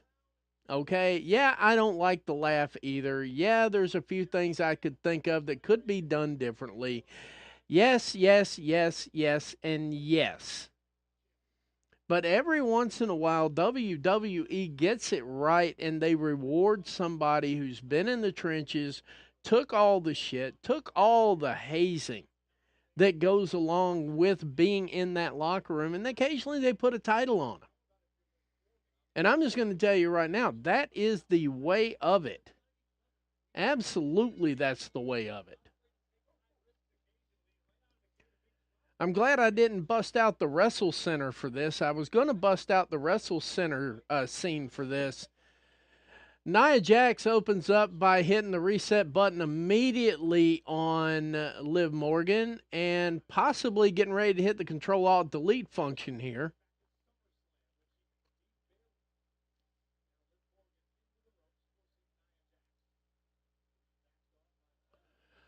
Wow, that was stupid.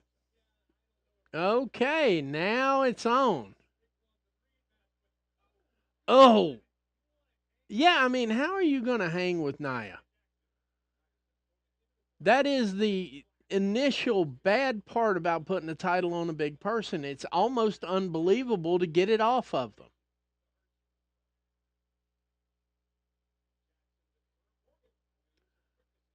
Oof. That's not using her quickness there, Michael. That is, she got her bell rung, okay? Working on that knee now. She's found a spot. Liv Morgan does have some ring psychology behind a lot of this.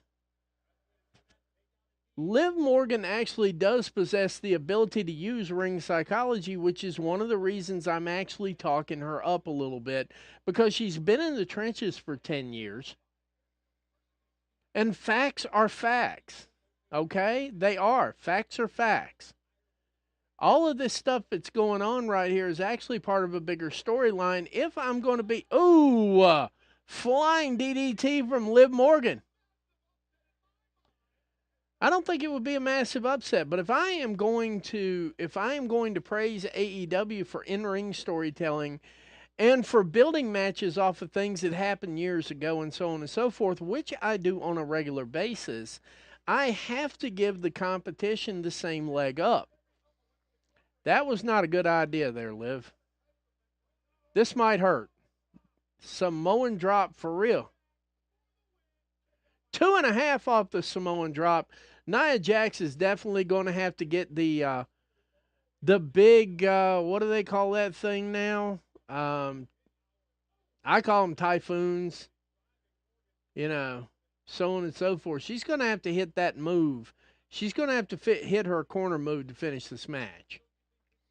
Because I think the storyline's already played out to the fact that we're not going to get the help we thought we were going to get. Now, that's not saying that we're not going to get the help that we think we're going to get here just yet.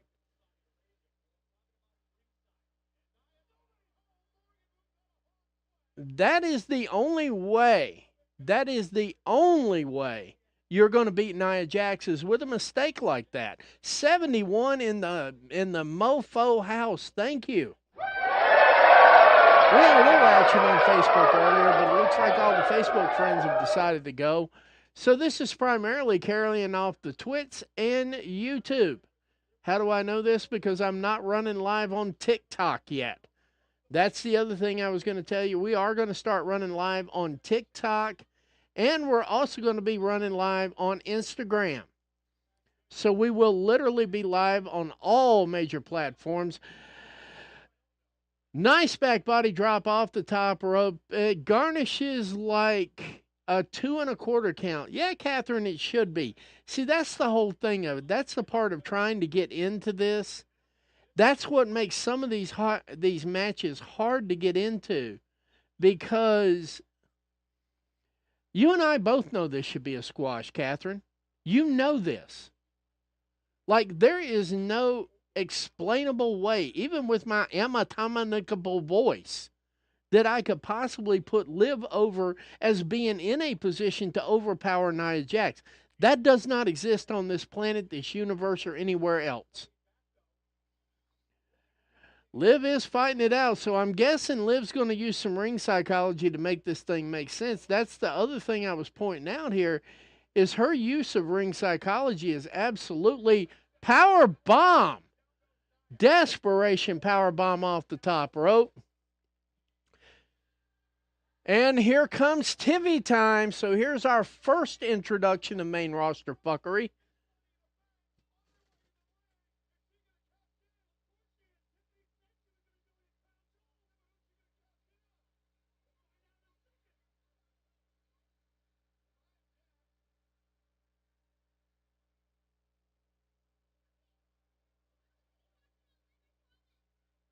I was cashing in on Liv, I promise. Shout out to Nia Jax, though. It just dawned on me her ring attire colors match the actual match.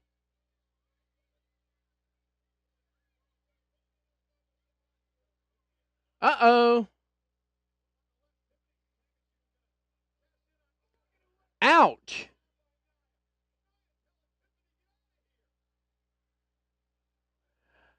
Who wants to bet with this exchange right here that Tiffany's going to cash in on Nia Jax? Who wants to bet? Samoan drop again. Oh! Almost got her. Tiffany is thinking about it here. And I don't blame her. If somebody talked to me like that, I'd flip and cash in on them too. I'd be standing around there going, whichever one of you lose, whichever one of you two women lose, I'm cashing. This is good television right here. And Tiffany is way over with this crowd.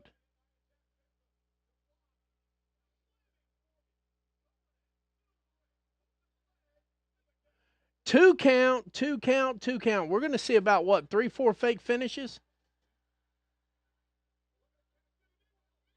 Raquel Rodriguez sneaks in and grabs the briefcase.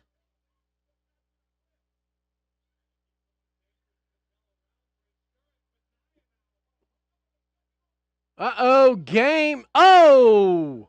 I knew it. The main roster fuckery. Ah, two count, two count. Just relax. And there's Dirty Dom. I told you we were going to have all the pieces in place here. Because I can tell you right now, the only person Tiffany can cash in on at this point is going to be Nia Jax. Way to just give it all up in one flipping moment.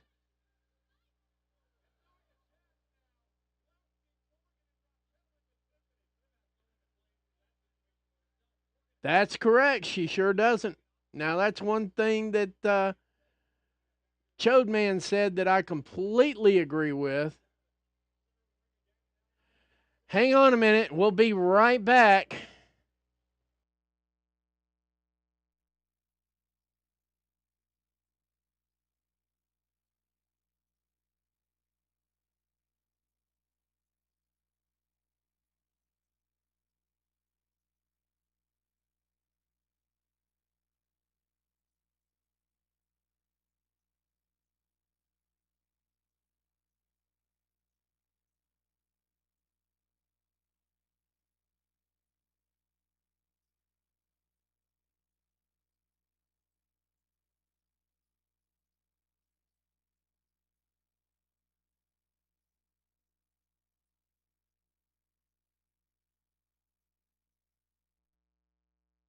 And we're back. Just had to help my buddy find his place again one more time. Told you this was going to be happening.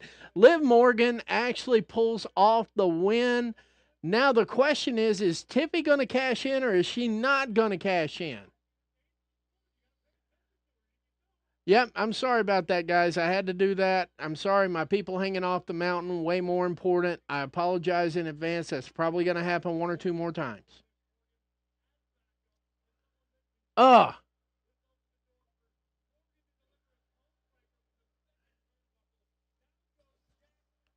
I thought we had it then and there. We're catching the recaps of everything here, and we are not 100% sure yet.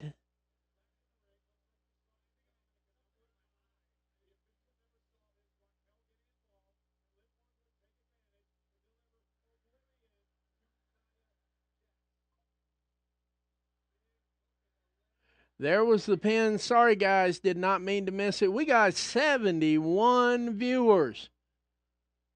Oh my goodness, a fan was completely upset.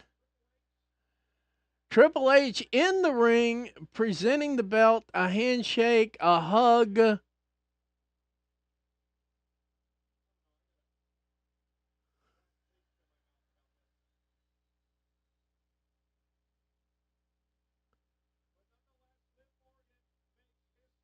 Liv Morgan, your first I'm really having a hard time with this. Oh my God. It's the correct call. That's what I'm going to say, and I'm going to leave it at that. You don't get the cash in so far. We have not gotten the cash in, and Catherine, you were absolutely right. Should have been a squash. Should have been a squash by Rhea, and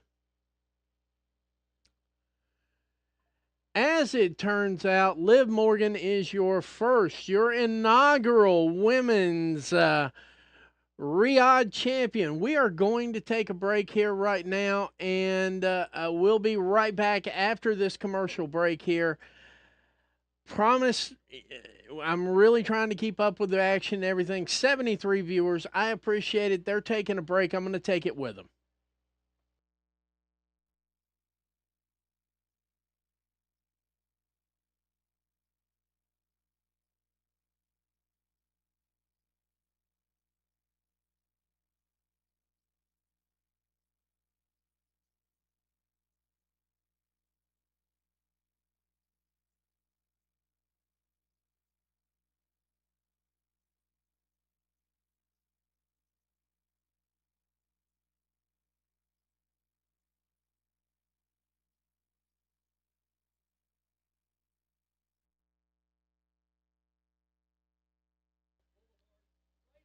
And we're back. Sorry about that. Did not hit the button fine enough. This was absolute. Yeah, Catherine, you know what?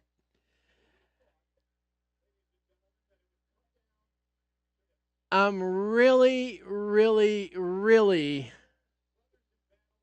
trying. I am really trying to wrap my mind around that one. I'm still trying to wrap my mind around Roman Reigns eating a pin. There's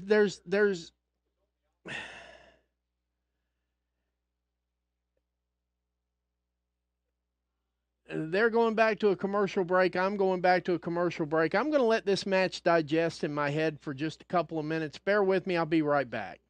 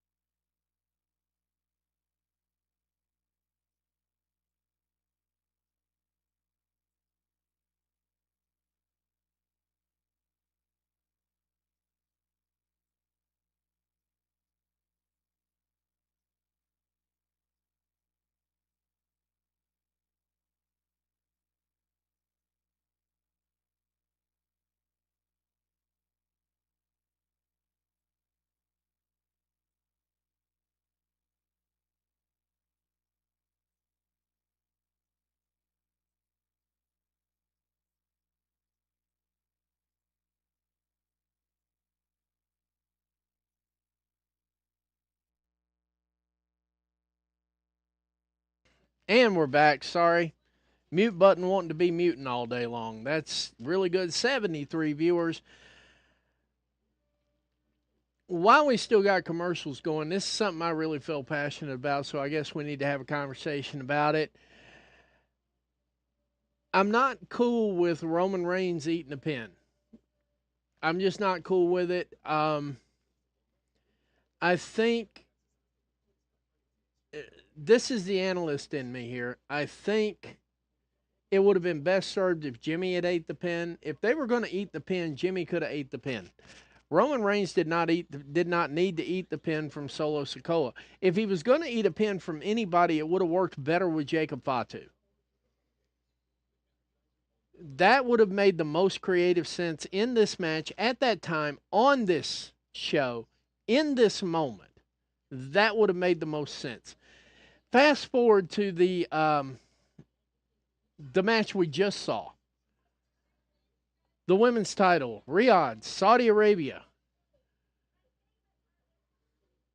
There is no doubt in my mind that it should have been a Nia Jax win. She gets that title. Tiffy cashes in, gets the WWE Women's title, and Nia Jax would still at least have the ring out of it. There would have been no compromise right there whatsoever. None.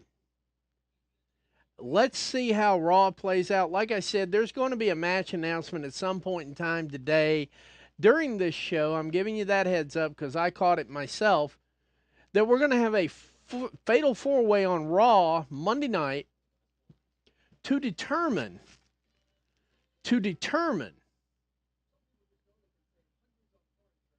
who is going to be the number one contender for the World Heavyweight Championship, which is the Raw title.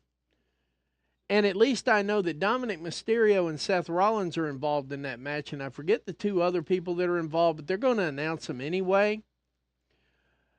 We're getting ready for Kevin Owens and Randy Orton. This is a match that my investment level was automatically kind of low in. I'm not going to lie.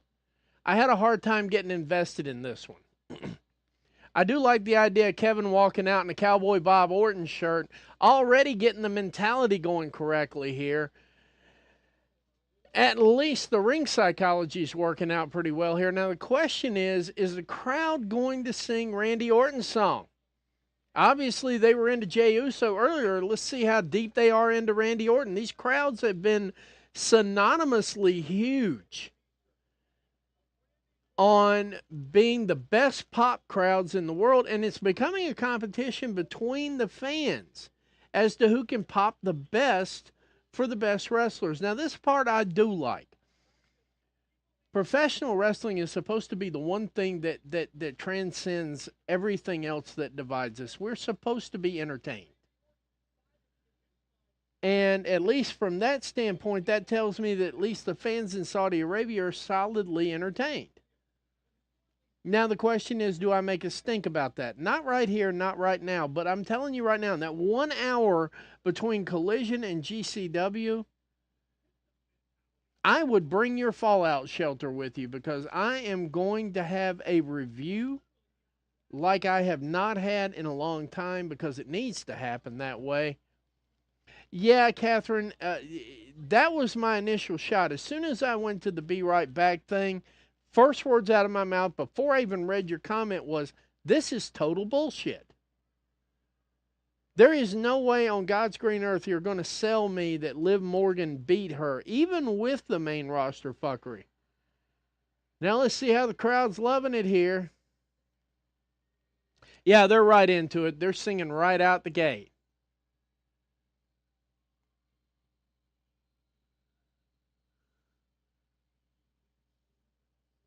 They're actually singing along with the side lyrics, too. The one thing I will say is if anybody deserves a send-off like this, Randy Orton would be one of those guys. Now, I know he's had his problems in the past. Trust me, I read the dirt sheets. I was alive for it. I was actually a fan when he was having the most problems. So to see Randy Orton here on this stage, in this moment, at this time, right now, with all the fans singing his song, if we're going to send Randy Orton out, I can't think of a better way to send him out on retirement than the fact that the fans sing his song. This is not, this is a new phenomenon. I know we've been doing it for a while now, but in professional wrestling, this is the biggest nuance to come out of all of this international travel that gets to me.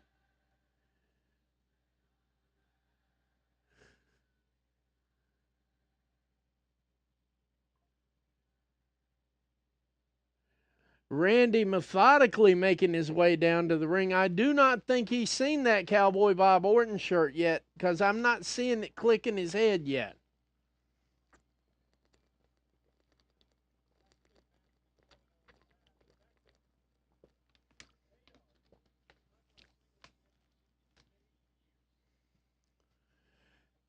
KO's not been in a singles championship picture since the Universal title, so Michael, let it go.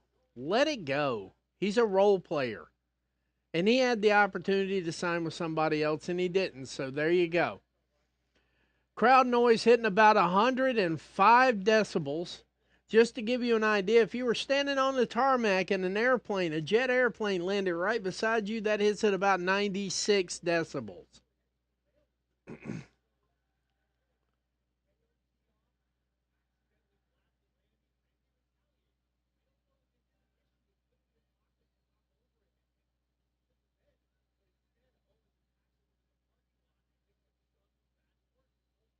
All right, we're getting there. We're almost there. Randy Orton is just about to enter the ring. Methodical trip down the ramp for Randy. Once again, it's all about that ring psychology right here. Both of them, we are getting two psychological experts in the ring. Now, you can say whatever you want to say about WWE. You can say it's no good. You can say it's this. You can say it's that. The one thing that I will say that WWE does really, really well, especially inspired by the announcers, the stage, the entrance, and everything else, the one thing these two gentlemen will do is they will put on a clinic on how you exercise ring psychology during the match, live, living color.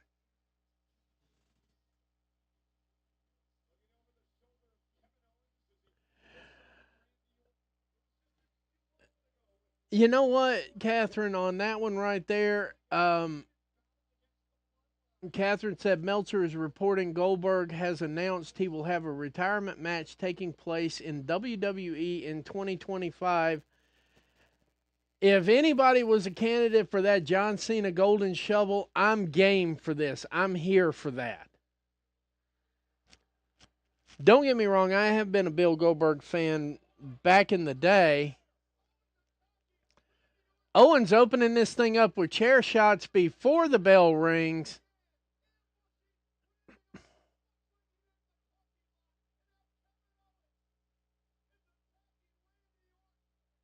Big stomp after two chair shots. We've got to get to the announce table. You know, we haven't been to the announce table all day. I'm a little bit disappointed in that. They had a couple of good opportunities. And of course, Kevin Cartman here is going to sit here and say, you know what? We got this big old announce table here, and the announce table ain't getting theirs, obviously. Randy getting back into this match so far. Back and forth, fist to cup to fist to cup. There he goes. Elbow to the eyes. Oh, laid out on the announce table is Kevin Cartman. Kevin Cartman's bell just got rung. Control Alt Delete engaged. Reset button hit.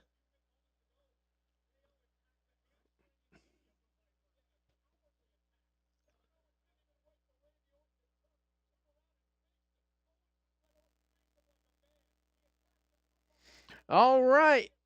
Owens is trying to make his comeback right about now. Couple of stiff punches to Randy Orton. Looks like we're taking a trip to the metal stairs. Oh. Has the bell even rung yet? That's the question.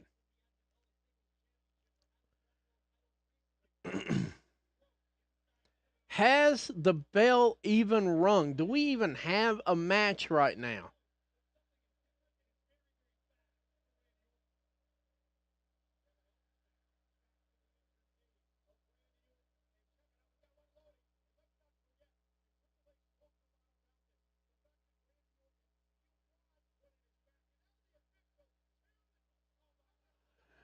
Stunner to the official.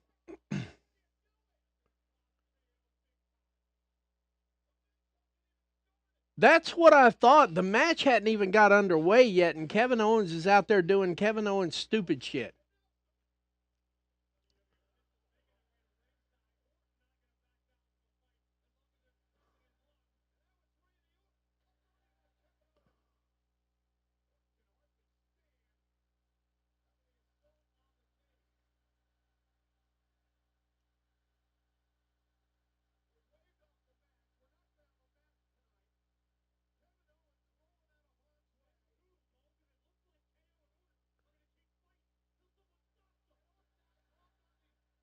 Dropped on the other announce table. I don't think Kevin's going to get the good side of this match here. Now, I brought all that other stuff up earlier just to remind you that we do not have a report as to whether Kevin Owens is signed yet either. This could be his send off as well.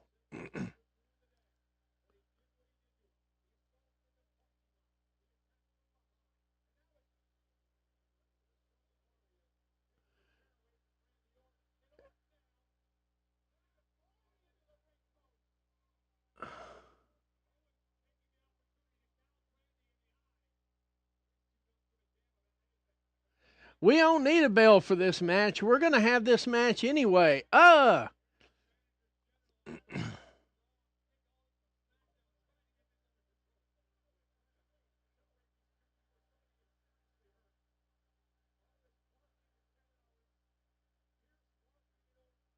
an RKO for Uncle Baldy.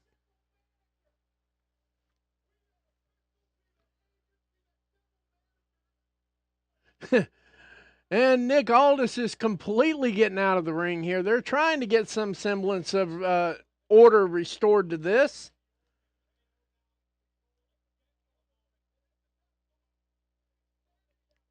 Can you say Team RKO versus Team Kevin Cartman?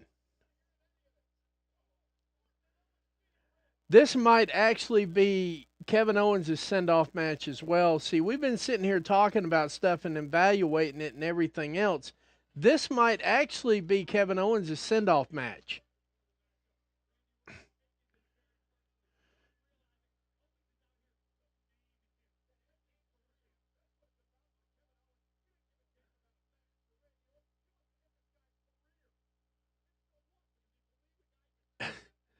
Guys, y'all are going to have to quit leaning on that angle. I don't think anybody wants to end anybody's career. I think this is a send-off match, and you guys are trying to melodramatize something that can't be melodramatized.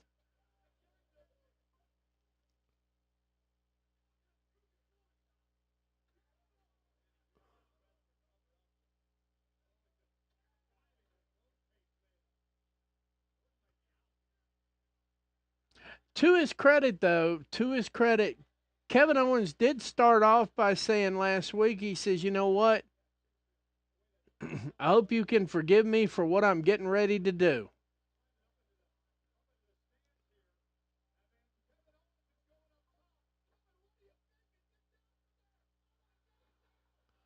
Oh my God. Did you see that? Of course you did. We're all watching along.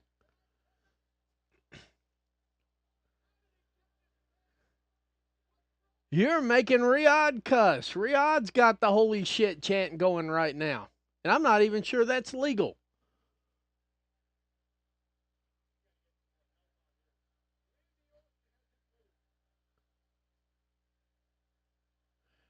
Kevin Owens isn't doing much moving either, Michael. Something you might want to think about going forward here. And we're back to commercial. Apparently, this match is a dud. We are not going to get Randy Orton versus Kevin Owens. We may still have it when we come back.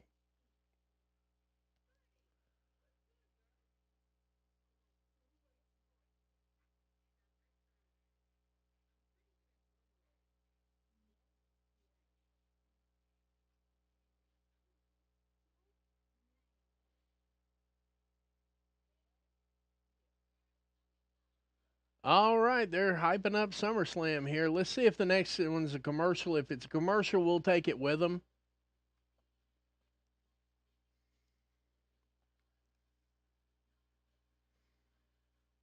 SummerSlam, August 2nd and 3rd, New Jersey. Oh, my. Oh, my.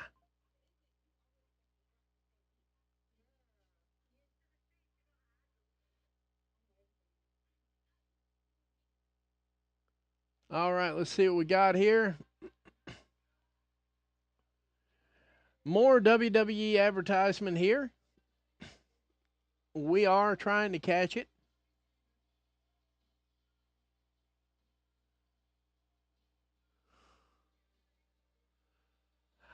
You know, Catherine, the only reason I'm saying that is because Bill Goldberg has extended his life expectancy way too long.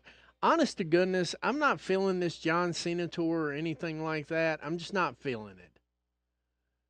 Other people are feeling it. I'm not feeling it. People are already trying to stack up matches that John Cena could have, and I'm sitting there thinking how many people he's going to bury. That's usually my first thought. Is how many is John Cena actually going to bury during this retirement tour? And they're still doing the recap of the Kevin Owens Randy Orton match, et cetera, et cetera, et cetera.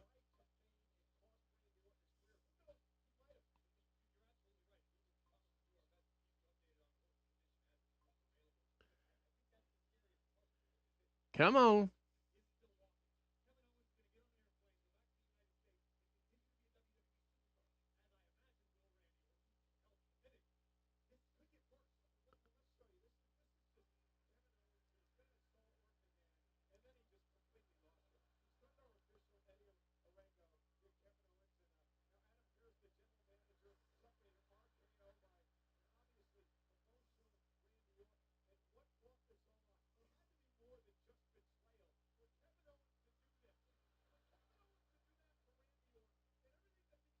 Yeah, I was looking at that drop again too. I think Kevin Owens hurt himself more than he hurt Randy Orton, but I believe that's what they're trying to sell right there. I'm trying to watch it, just kind of get a feel for it, and so on and so forth. I think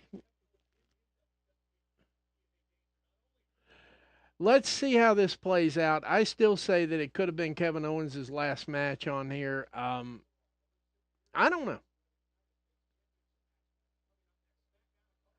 All right, we're getting lined up for the United States title match coming up here in just a couple of minutes here.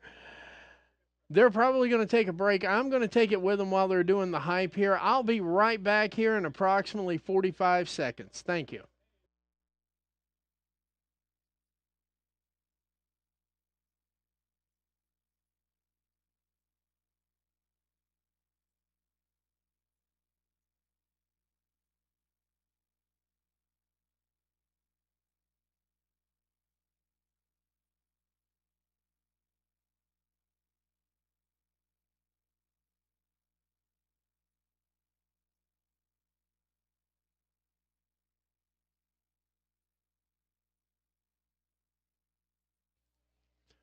All right, we're back. Mello's making his way down the ramp to the arena.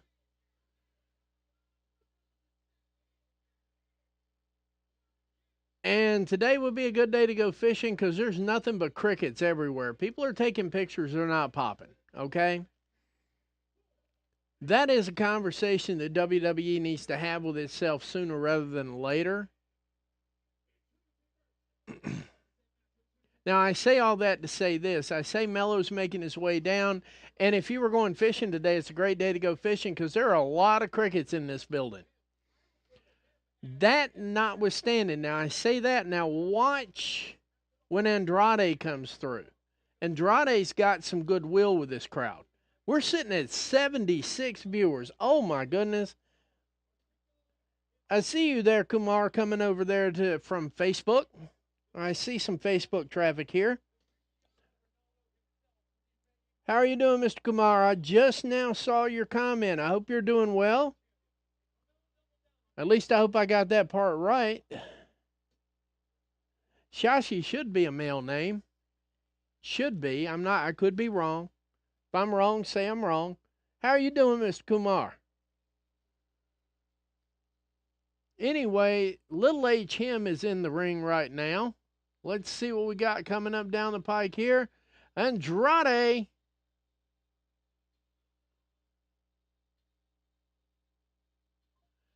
Peeling off that mask, getting ready to make his way down to the ring.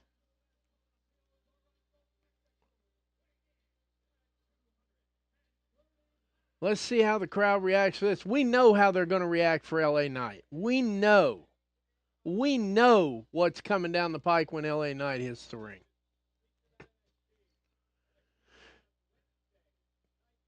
That's right. This coming Wednesday, NXT and AEW Dynamite go head to head. It's another ratings war. To all my AEW people, let's pack it out. Let's pack it out. Let's make those numbers raise up. We got a hell of a lineup coming up for Dynamite. I'm 100% sure of it. I can go back in my archives. I think they're pretty good. See what we got here. Andrade's almost to the ring, and as soon as Andrade gets to the ring, then I want to see how the crowds act when LA Knight makes his arrival. Yeah. What is that? How does that go again? Yeah. Anyway.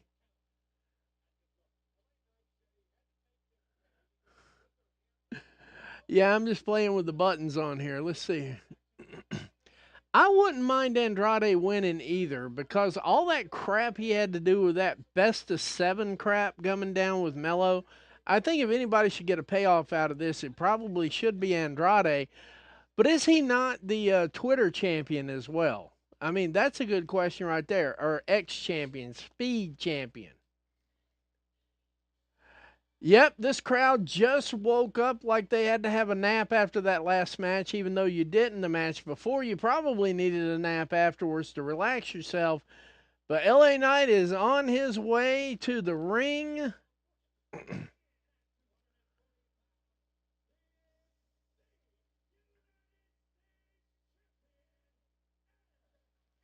91 days, 5th title defense as the U.S. champion. Logan Paul wound up with a massive 2 title defenses. LA Knight's already surpassed that.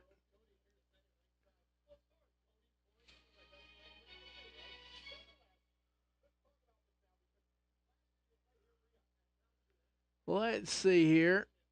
Yeah, no, the crowd is definitely invested in him. I wouldn't mind seeing Andrade win this match either, to be honest with you. I think Andrade's due. If I'm saying it, if I'm being honest, if I'm filling this thing out truthfully, Andrade is due. 77 people in the twits, in the chats.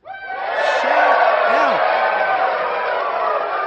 You guys are awesome, by the way. Let's see what we got here.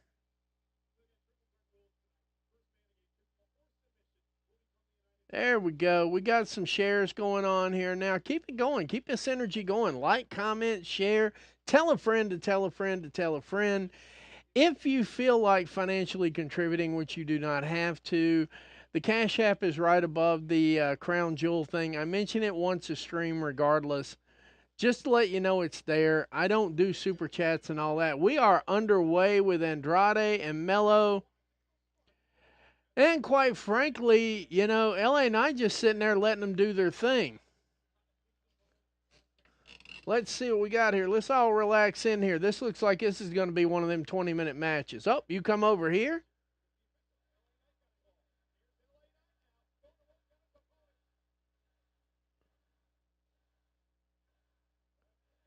Crowd is definitely hot and heavy for him. Crowd is definitely feeling this LA Knight thing.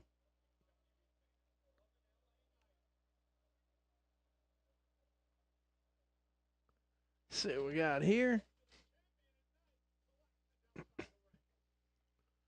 All right, now we're back to what the match should have been last time when in Game 7, I think is the way they phrased it. Game 7.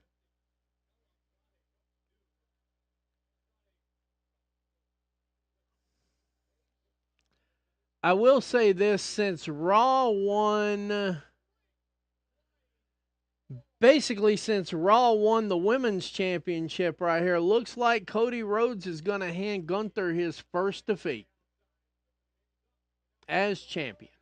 I'm just feeling that. That's a hot take right now. I'm throwing that out there. LA Knight is resetting the playing field here and also hitting Control-Alt-Delete for the Mighty Mello.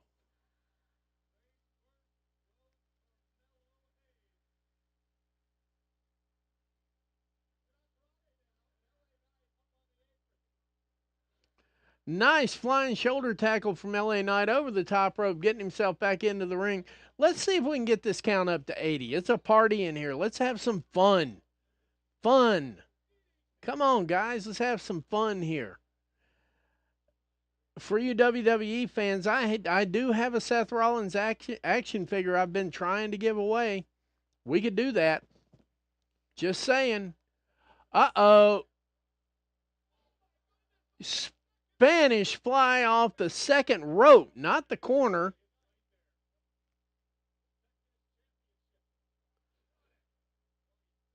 Flying forearm from Andrade to LA Knight. Andrade looking strong in this match so far.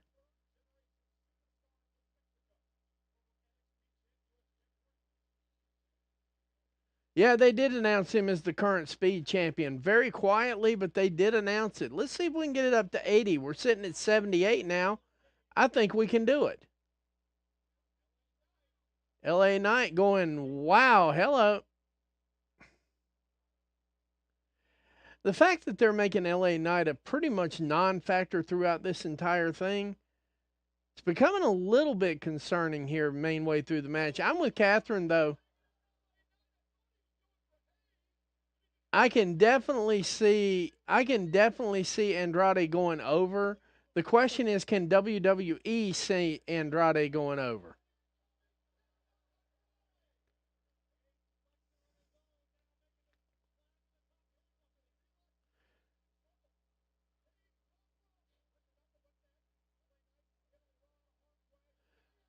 Nope, he came up short. Oh, missed it.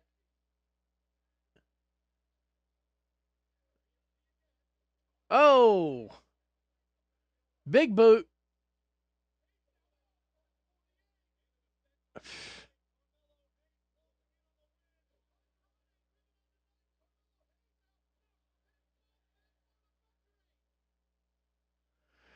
Oh, double pin attempt comes up with a count of 2 on both. Let's see what we got here. Yeah, I definitely wouldn't mind Andrade winning, Catherine. I'll tell you that right now. That would definitely be a oh my god moment right there. That would actually be a moment that would be shocking. LA Knight winning this match wouldn't shock me at all. To be honest with you, it wouldn't shock me one little bit.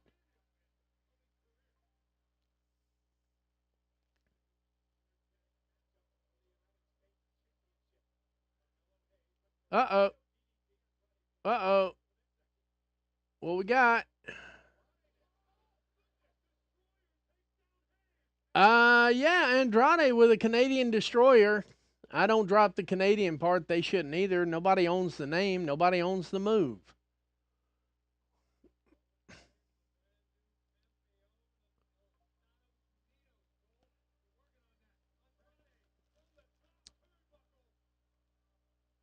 Damian Priest is one of the entrants in there too. So we've got Dom Mysterio, Damian Priest, and Seth Rollins. Andrade almost picks up the win, and Mello breaks up the pin. That's for that match Monday night on Raw, just so you know. Kind of feeling that maybe so far from the talent I've seen so far here, it would probably still be sitting on Damian Priest because I don't think they ever should have took the title off of him in the first place. He was having a pretty decent run, at least by my estimation, and in a lot of ways by WWE's estimation as well. Mello's got Andrade down in the corner. Meanwhile, on the opposite corner there, LA Knight's just chilling, having a pina colada, waiting for this thing to come out.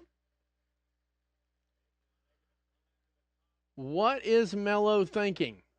Better yet, what does Andrade think? What are Andrade and Mello thinking collectively?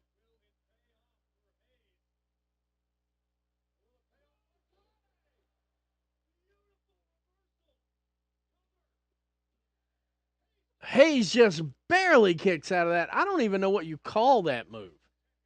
I don't even know what you call that. Anybody have an idea? I'm open to suggestion on that.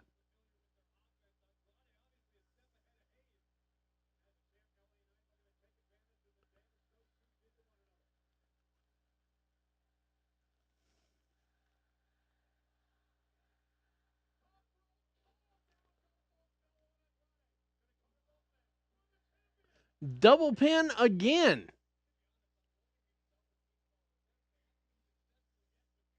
Double pinfall attempt again. Comes up just short. We're in rest mode right here. So let's see what they come up with out of this segment of the match here. I'm kind of feeling like we might get LA Knight out of the ring, and Andrade and Mello might be able to finish their game 7 they started last week. Only time will tell on this one here. It looks like this match is already dragging just a little bit. I'm not going to lie. When you get Mello and Andrade have chemistry, LA Knight has no chemistry with either one of them. Hang on 1 second. We have a slight emergency here. I'll be right back.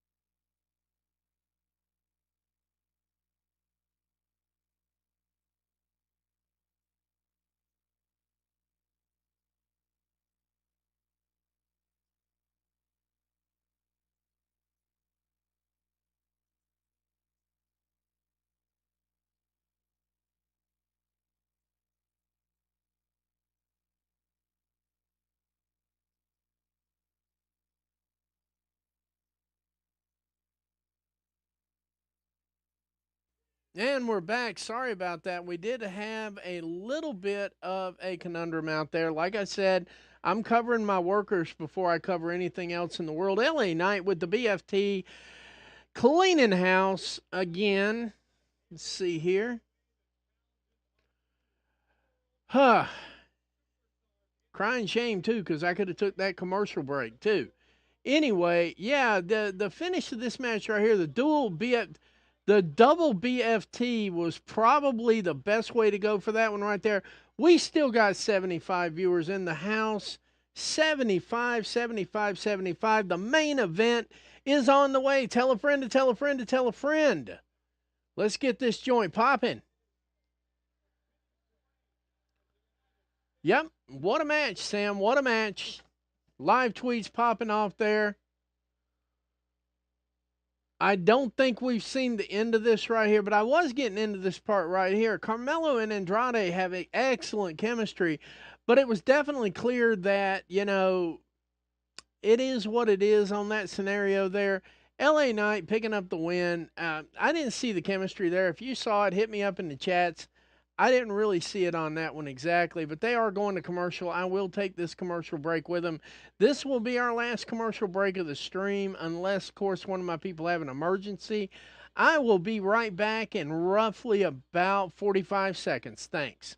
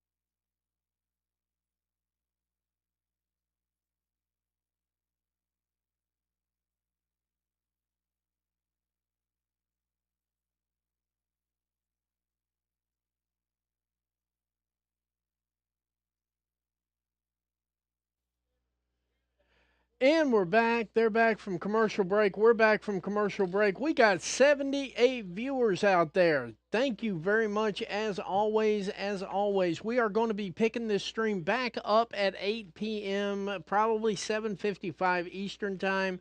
We're going to catch Collision, and then there's going to be an hour break in between Collision and GCW. We are going to be live for GCW for the extent of that match. It kicks off at 11 p.m., which I guess will be 5 p.m. Hawaiian time. Amazing. Totally amazing.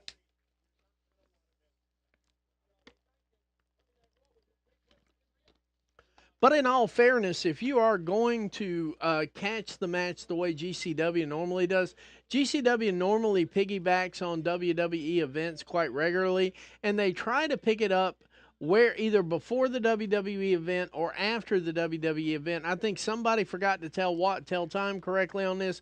We have 80 viewers. We just cracked 80.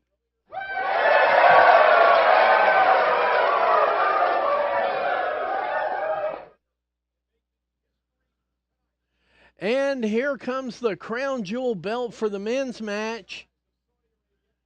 Coming down the ring, coming down to the ringside, we've got Cody Rhodes. We've got Gunter.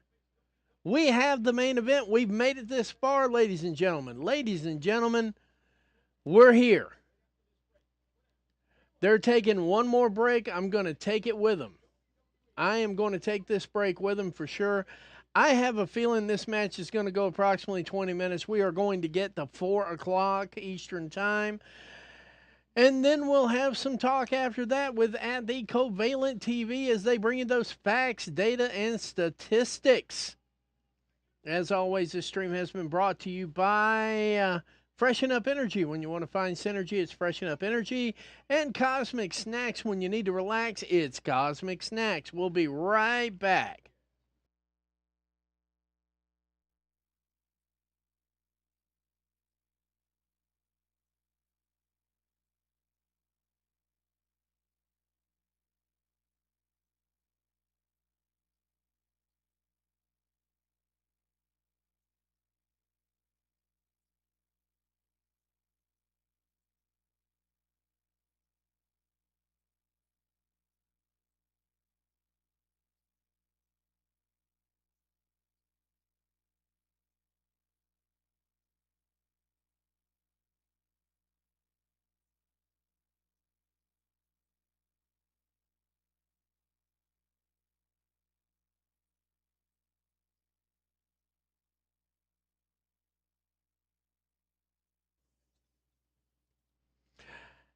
And we're back. I didn't want to take the full commercial break with them at all. I figured I'd just hang out with y'all. We'd talk about the matches a little bit, see how things are going along here. And of course, I had to get the hat off, obviously, because, strangely enough, it just isn't needed. Plus, we are at the main event here. We are live with Graps TV and The Sicko Show. I'm your host, the Matty Man. And this stream is brought to you by Freshen Up Energy. When you want to find synergy, it's Freshen Up Energy. And when you're looking to relax, it's Cosmic Snacks. Proud sponsors of the stream, proud sponsors of the television station, which is under construction as we speak right now. Should be complete in 3 to 3.5 more weeks, give or take.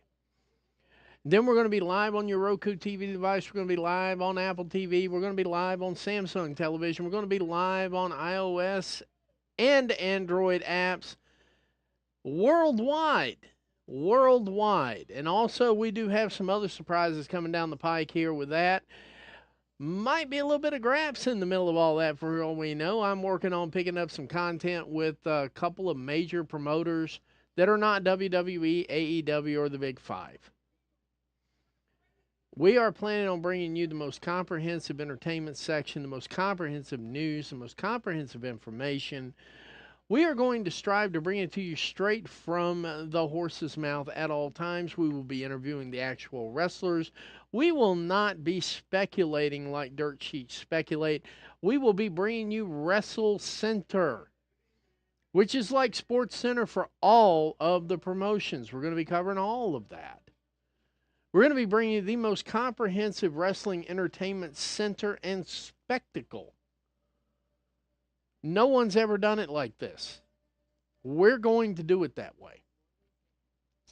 That notwithstanding, that's my own little personal plug, my own little personal commercial pause.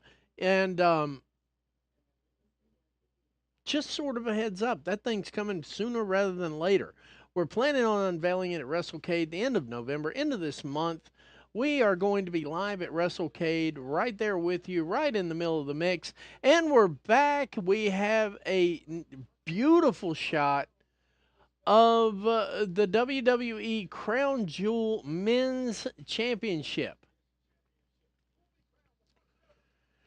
Inaugural championship on the way. We got 81 viewers. Life is good. This party is just getting started. We are live at the main event, Crown Jewel, Riyadh, Saudi Arabia, live on Graps TV and the Sicko Show. As Gunther begins to make his appearance down to the ring. So we're probably going to go just a little bit over 4 o'clock. We have the King of the Ring, the Men's World Heavyweight Champion, Gunther, 91 days as champion, longest reigning Intercontinental Champion of all time. Trust me, that was a record I did not mind getting broke. I never was a fan of Honky Tonk Man, even when it was live, even when I was watching it. See, I got to see all that stuff live. I don't have to read about it. I experienced it.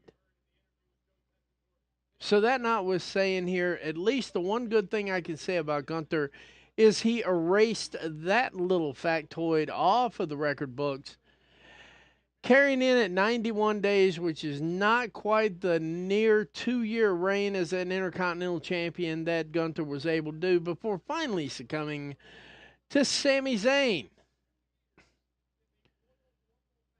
But I gotta say, of all the seriousness of everything I've seen so far, just to be realistic, Gunther is probably your most believable World Heavyweight Champion. Now we need to get that Cody Rhodes entrance coming in here. Cody Rhodes about to make his entrance here. The lights go out. I'm curious as to how this crowd's going to pop for him.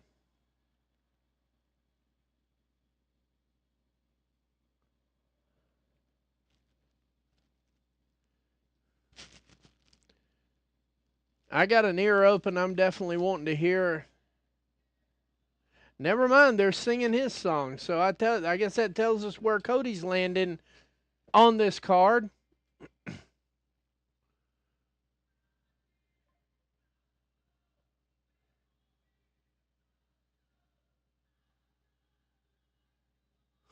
Let's do it. Anyway, that was the extent of my woe ability right there. I have rotator cuff issues. I need fixing.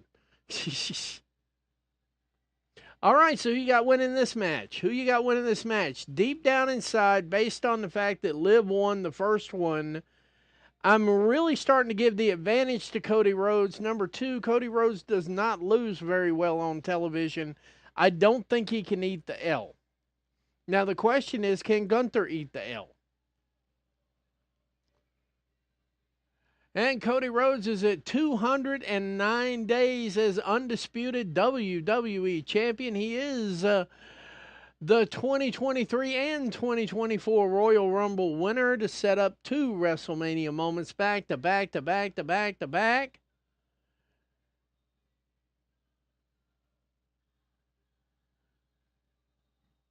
One more whoa.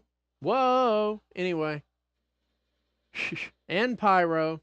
All right, we've successfully made it through the Cody Rhodes entrance. Let's see if we can make it through the Mike Rome introduction. By the way, Mike Rome's been holding his own all day long. I'm not shitting on him. Trust me. I'm not.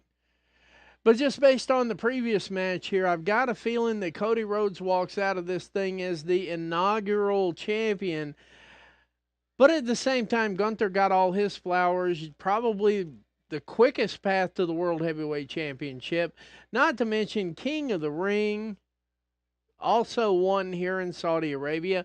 I'm wondering if Saudi Arabia isn't going to be their gimmick match specialist group to set up two shows in Saudi Arabia on a regular basis. That's just a thought, just throwing that out there.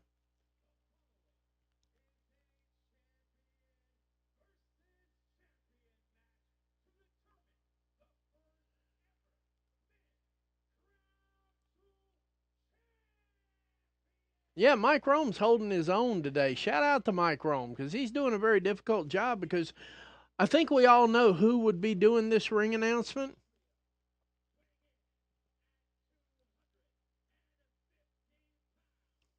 Shout out to these camera angles, though. The cameramen have been killing it today. If anybody's killed it in this premium live event, it's going to be our camera crew. Our camera crew today has killed it. Not to mention, shout out to my internet service provider. I've not had any problems today at all. We are pushing 3 hours in this stream here. 222 pounds.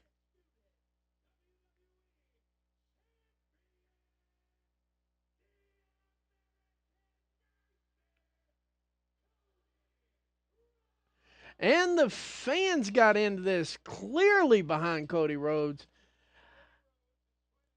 I want to say something. This is something we might want to start considering. Cody Rhodes was a better draw down to the ring than somebody else. I'm not trying to say anything. I'm not trying to start any controversy, and I damn sure don't need to get spammed by a bunch of idiots. But I'm just pointing out that the fan base here was not calling out Roman Reigns by name, but they just called out Cody Rhodes by name. We got a comment here.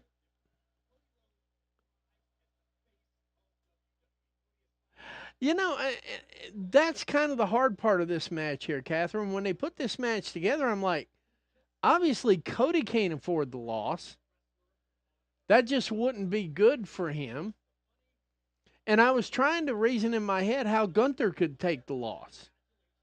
I do think he could take a clean pin, though. I do believe in this scenario he could take a clean pin. Riyadh is usually a one-off show. They don't really build to it. They just create matches and put them on the card. So I don't know where that would hurt his stock per se. That's not to say that it wouldn't hurt his stock, because I agree with you. I think we're in a situation right here where neither one of them can take the L. I can't see a way conveniently for Cody Rhodes to take the L. I can kind of see ways for Gunther to take the L because everybody in this region right here still knows him as Walter.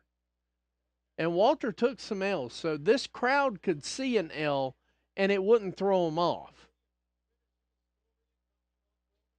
If I hear one more thing about finishing his story, though, my God, guys, that was like, 260 some days ago? We're still talking about it?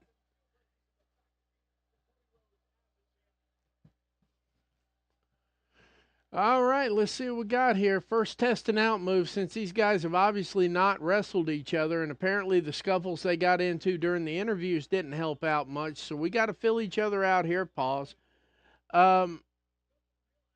There we go.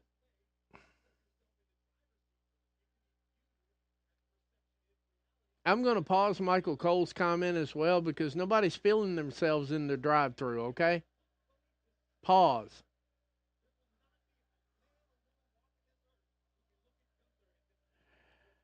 If Raw, I will put it this way, Catherine, if Raw actually takes this title, if Raw takes both titles, then I'm going to clearly say that's for the War Games and Survivor Series, and we'll get Team Raw versus Team SmackDown. Obviously, the big talk there, the big rub will be we took both of the titles in Riyadh, Saudi Arabia. That is a good angle to get behind if you're going to put the win on Gunther. This would be a good build to Survivor Series and a War Games between Raw and SmackDown.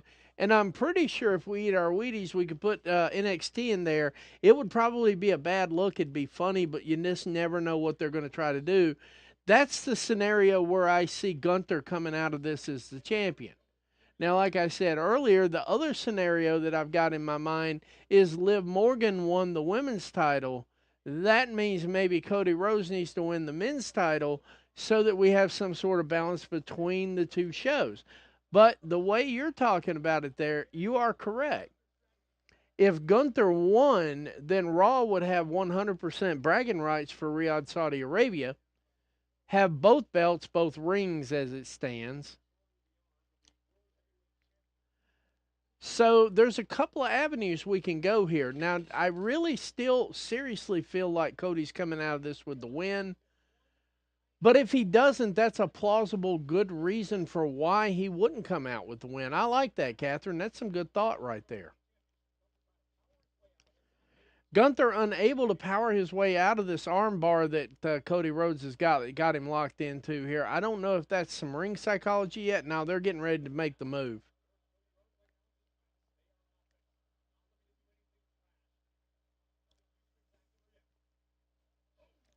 Ooh, shoulder tackle has sent him back into the next level of Hades.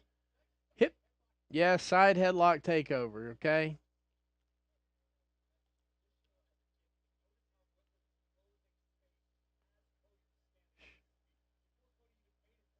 Come on.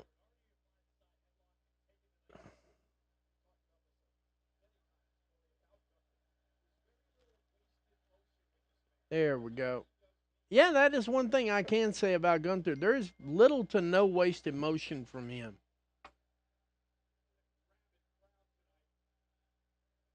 Yep, and I just got a shout out from my people at Freshen Up Energy. Let's see what we got going on here.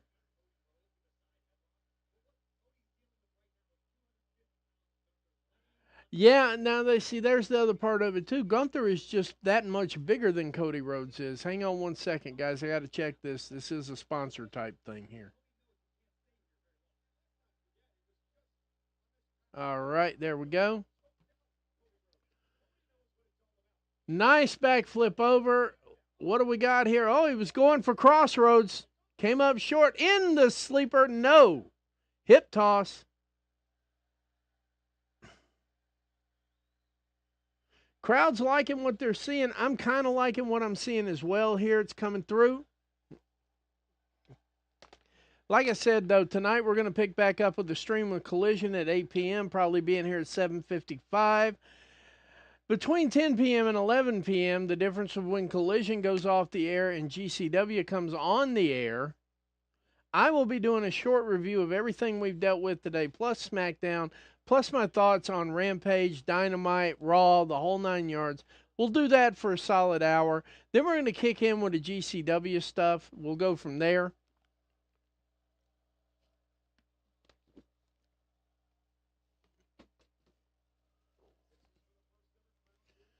Once again, this is for the first ever Crown Jewel Championship. Thank you, Michael Cole, for continuing to repeat that.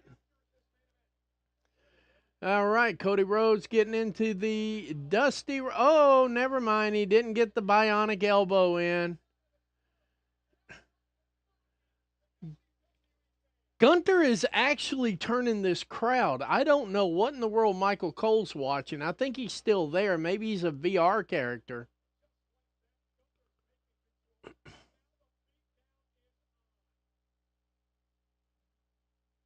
Now this is just going to be a slow, methodical match. That's what I'm expecting out of this.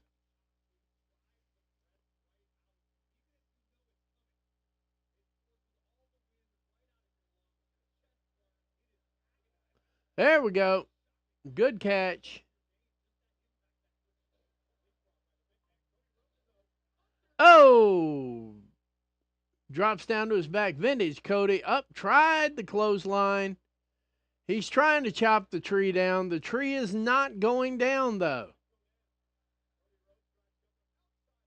Gunther goes through the ropes, starts working his way back towards the ring immediately.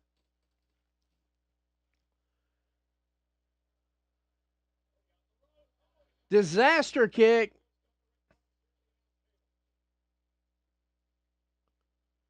Are we going to see the announce table go through the ground? That's the main question we got here. And Cody Rhodes has decided he's going to fly right into That sleeper hold, which he runs around in a circle, that's literally how you break it, by the way, guys. If you've still got a little bit of energy, you just run around in circles. That's how you get out of a sleeper hold legitimately.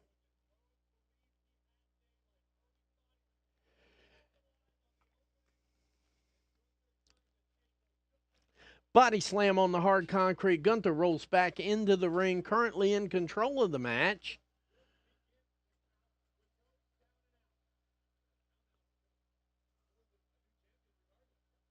Yeah, it doesn't matter how this thing breaks down there, Corey Graves. Count out, submission, pinfall. One way or another, we are crowning an inaugural champion, Corey. That's the reason we're here. I mean, the wrestling's okay, don't get me wrong, but, we showed up to see two champions guaranteed crowned.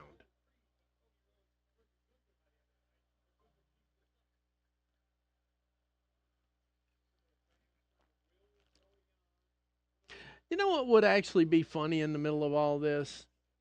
And that just occurred to me. Back gave out. He's got back problems now. Anyway, you know what would be really funny right here, and I don't think anybody's talking about this. WWE was exploring the idea of doing intergender matches. Would it not be funny? Would it not be funny if Tiffany Stratton showed up with her briefcase and cashed in on one of these guys? There's no rule saying you have to cash in on a female competitor. You'd probably cash in on a male competitor. Now, you want to know about something that could twist and turn into the social media discussion of the year? If that happened, if Tiffany Stratton showed up and cashed in on one of these guys right here, Twitter would not be quiet for 6 months. I can tell you that right now. Big power slam by Gunther on Cody Rhodes.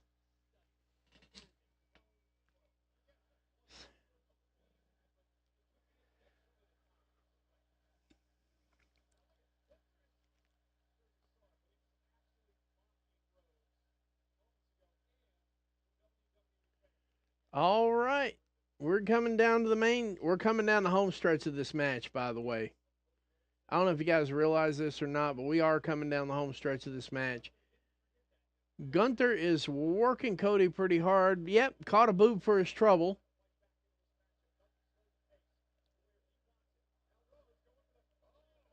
Apparently, Rhodes couldn't pick him up for the slam either. Gunther picks up the 2 count on the pin.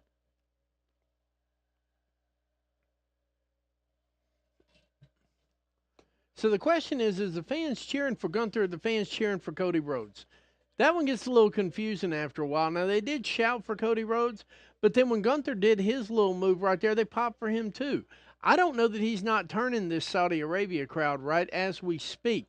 That has happened in the past. If you noticed, when Mercedes Moné and Stephanie Vacour got on, truthfully, at the end of that match, the fan base was cheering for Stephanie Vacour. They were getting it right away the same way most of us were getting it watching it in the ring right there. So when the time came and when the button got punched, you know, just something to think about. I'm wondering if Gunther isn't turning this crowd on Cody Rhodes. I really am.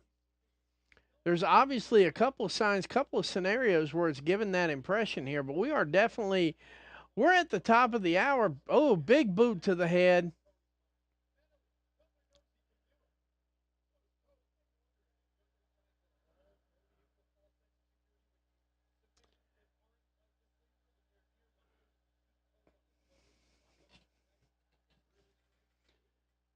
Got him in an arm bar with a solid fist to the shoulder right here. Cody is in a little bit of trouble here, kayfabe speaking. But the big tell right here is when Gunther's doing his moves, the crowd gets a little bit more animated. You can hear him in the background. You're starting to hear yes chants in the background. When you start hearing yes chants in the background, guess what? There's a good possibility that the crowd is no longer on your side, Cody.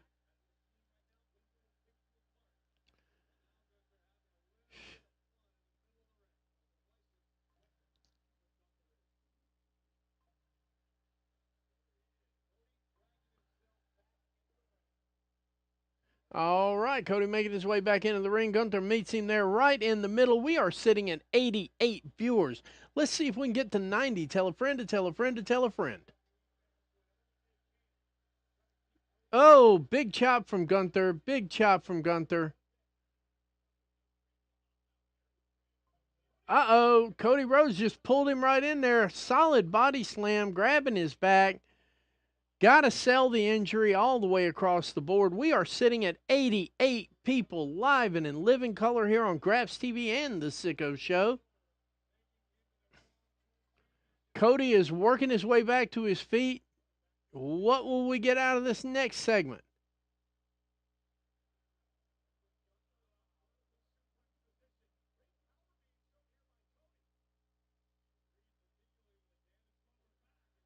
There we go.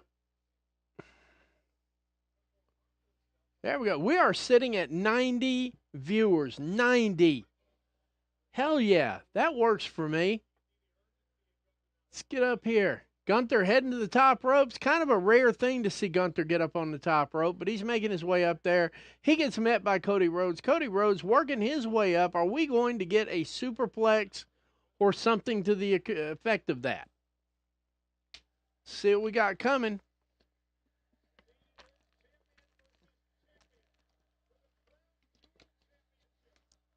For the crown jewel ring. Cody's up there. Are we going to get the superplex off the top rope? Gunther hit hard. Cody hit hard.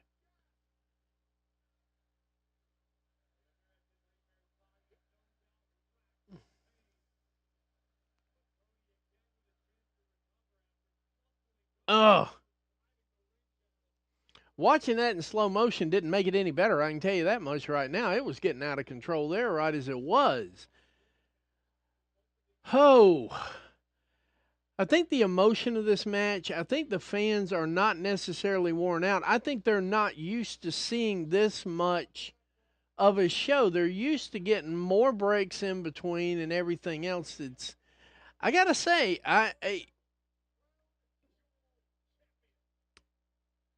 I constantly criticize Triple H, but from a standpoint of match time and respect, Rhodes is starting to get himself back into this match, but given the amount of match time, it looks like WWE is respecting those $500 nosebleed seats. Are we going to get the Dusty Rhodes bionic elbow? Yeah, we did. We got the hip swag and a little bit of a bionic elbow. Cody Rhodes getting himself back into this match slowly but surely, starting to pick up. The momentum should start picking up any moment now, because I don't know that Cody Rhodes works that slow. Cody Cutter. Almost a 3 count. Not enough to put Gunther away. Not enough to make it make sense at all in booking. But Cody Rhodes got a 2 3/4. Let's see here.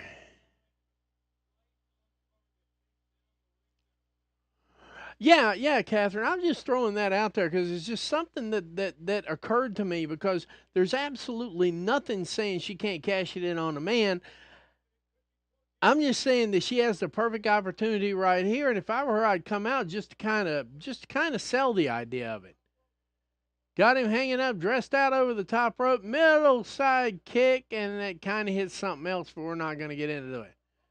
Uh-oh. Gunther caught him in midair, and we are in a full crab.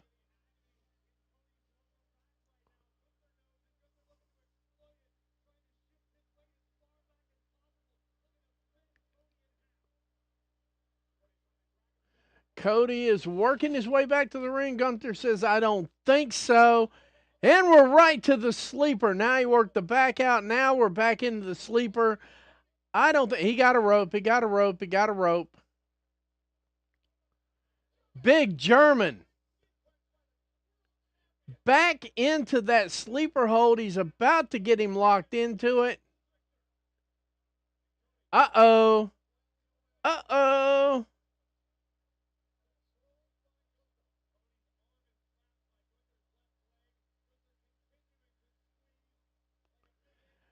Gunther is definitely putting Cody to sleep here.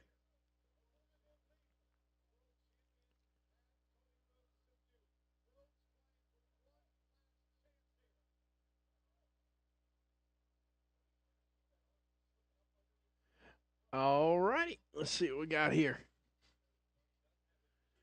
Cody is getting done. Is this the end of the match?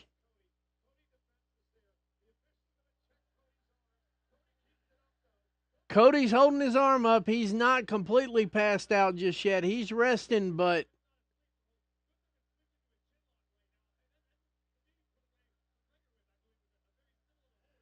Cody's making his way to his feet. Do we get the break or do we not get the break? Come on, let's go for 90 again. 90 was cool.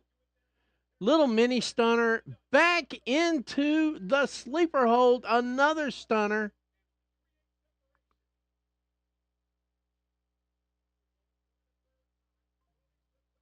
Uh-oh. Crossroads.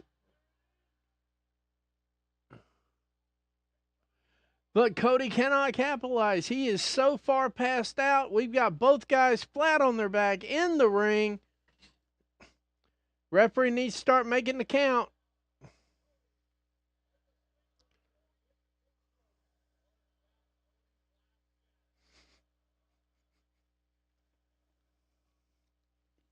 Cody finally starting to stir a little bit. Gunther finally starting to stir a little bit. Gunther, the first person to kind of halfway start sitting up.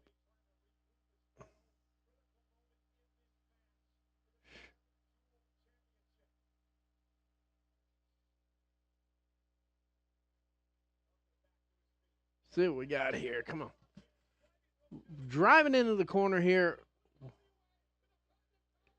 Power bomb, stacking him up. Two, almost, not good enough. Gunther's still not making it to the pay window, baby. Shout out to 89 viewers. Shout out to our sponsors, Cosmic Snacks and Freshen Up Energy. When you need synergy, it's Freshen Up Energy. When you want to relax, it's Cosmic Snacks. All right, I've gotten all that out of the way. Gunther is sitting up trying to survey his work, realizing he has not been able to capitalize on some of these good moves. He's been dropping them like they're hot all night long, day in, day out, night in, night out. But the difference is he's facing an actual champion. That's how you would sell this out better. They're both champions. They're both seasoned. They both got title defenses. They both got it all. This is a clash of the WWE Titans. Will Raw come out? Will SmackDown come out? Nice forearm. Not quite a European uppercut, but getting close. Gunther is working his way down to this. I still, at this very moment in time, see Cody Rhodes going over. If I'm wrong, I'm happily wrong on that one. Because the buildup would be even bigger if they did it that way.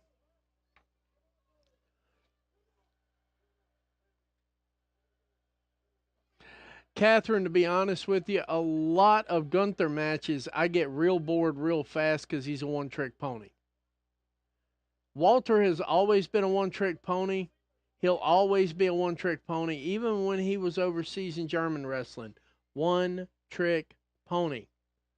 So yeah, the match is kind of getting to us here. Anyway, I think what Triple H is trying to do is combat that time slot stuff on how the matches are shorter and Crossroads again. Gunther kicks out of the Crossroads. Yep. Catherine, I'm kind of feeling like you were right. I'm kind of thinking that we might get a Gunther win here, and it's the only win that makes sense. I was just trying to make sense of the fact that if Cody Rhodes actually snatches this victory, it would be because Raw took the women's side and they got to balance it out and put something on SmackDown.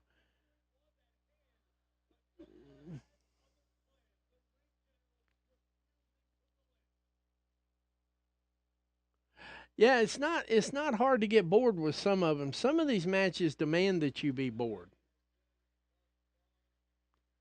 Especially after you've seen, it's one of those scenarios, if you've seen one Gunther match, you've seen them all. If you've seen one Cody Rhodes match, You've definitely seen them all.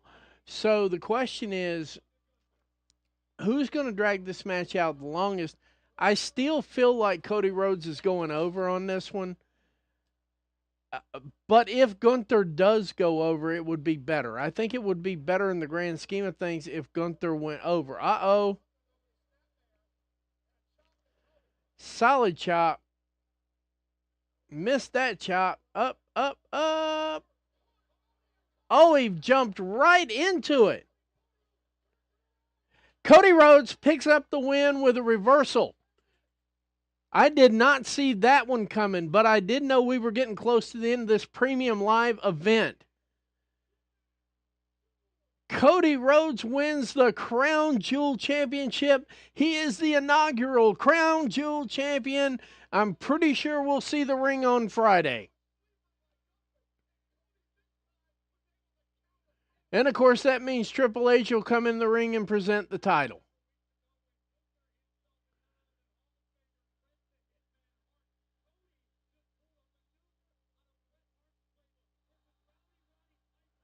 Yeah, the crowd's solid behind Cody Rhodes. I've been kind of solid behind him. You can see his chest. Gunther put it out there. Gunther really put it out there. Now, here we go. Raw has a win. SmackDown has a win. Who is the dominant promotion?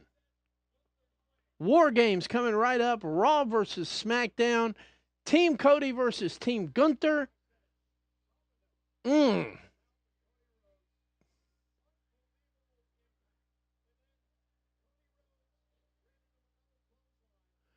mean, in all seriousness here.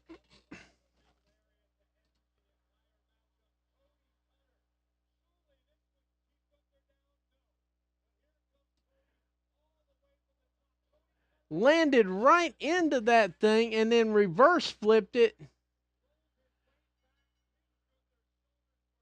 And Gunther is pinned. Yes, Gunther ate the pin.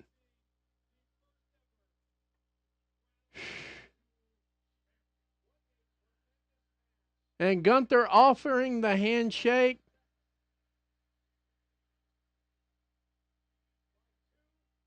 Yeah, he's still mad, but he shook his hand.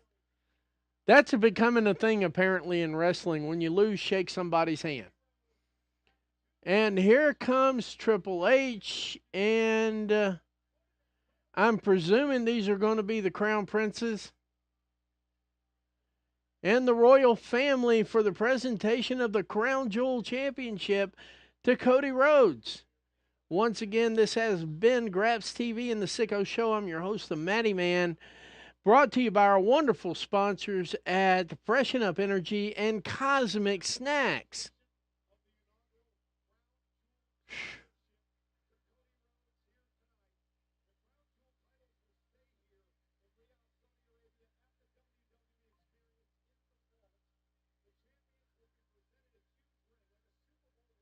Yeah, like a Super Bowl ring. That's really what they're fighting for here, and Riyadh gets to keep the titles.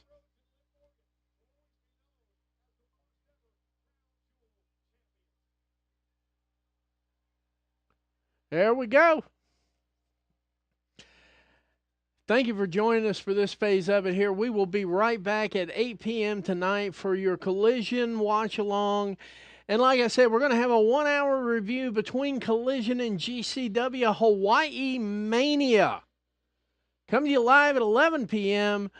We're going to stay with that as long as we can or until I get tired, whichever comes first. I have been known to stay up late, and I have been known to handle my business. And I will be there. I promised the folks at GCW I would do the watch along. I just missed the time, but I am going to keep my word. Following Crown Jewel right now, be sure to jump in with at the Covalent TV for their live review. I can only imagine how this show's going to go. There's nothing in between Daryl and anybody else, so I can only imagine how this show's going to go. It's going to be well opened, well run. You're going to get your facts, data, and statistics. They're going to be holding the dumbass accountable because that's generally, I don't know if they'd hold the dumbass accountable for the PLE. But the reality of it is Cody Rhodes is your Crown Jewel Men's Champion. Liv Morgan is your Crown Jewel Women's Champion. They all should have gone to K Jewelers, and you'll get that if you know, you know. They're going to come back with the Big Daddy I Did It ring, etc., etc., etc. And so there's Liv Morgan. There is Cody Rhodes. Cody Rhodes actually wearing the title. Liv Morgan actually holding the title. The title is just about as big as Liv Morgan. And we needed to get some more pyro in there. Make sure that $25 million got spent well. There we go. Once again, thank you for joining us on Graphs TV and the Sicko Show. We will be back live and in living color at 8 p.m. tonight, Eastern Standard Time, for your Collision Watch Along. And it will be followed shortly by the GCW Watch Along. Meanwhile, at the Covalent TV, going live here in about 15-20 minutes with your live Crown Jewel recap, as only Mr. Starks can bring it. So thank you. We'll be back around 8 o'clock. Thank you for all 89 of you. We had as many as 90 at one time sitting in here with me for the party to end all parties. Live at Crown Jewel, this has been your Crown Jewel Watch Along. I'm your host, the Matty Man. For those of you who choose not to join us for the Collision, that's fine and dandy. Thank you for joining us for Crown Jewel. We'll see you at the next Premium Live event. But for now, good afternoon, America, wherever you are, and we'll see you at 8 o'clock tonight. Here we go.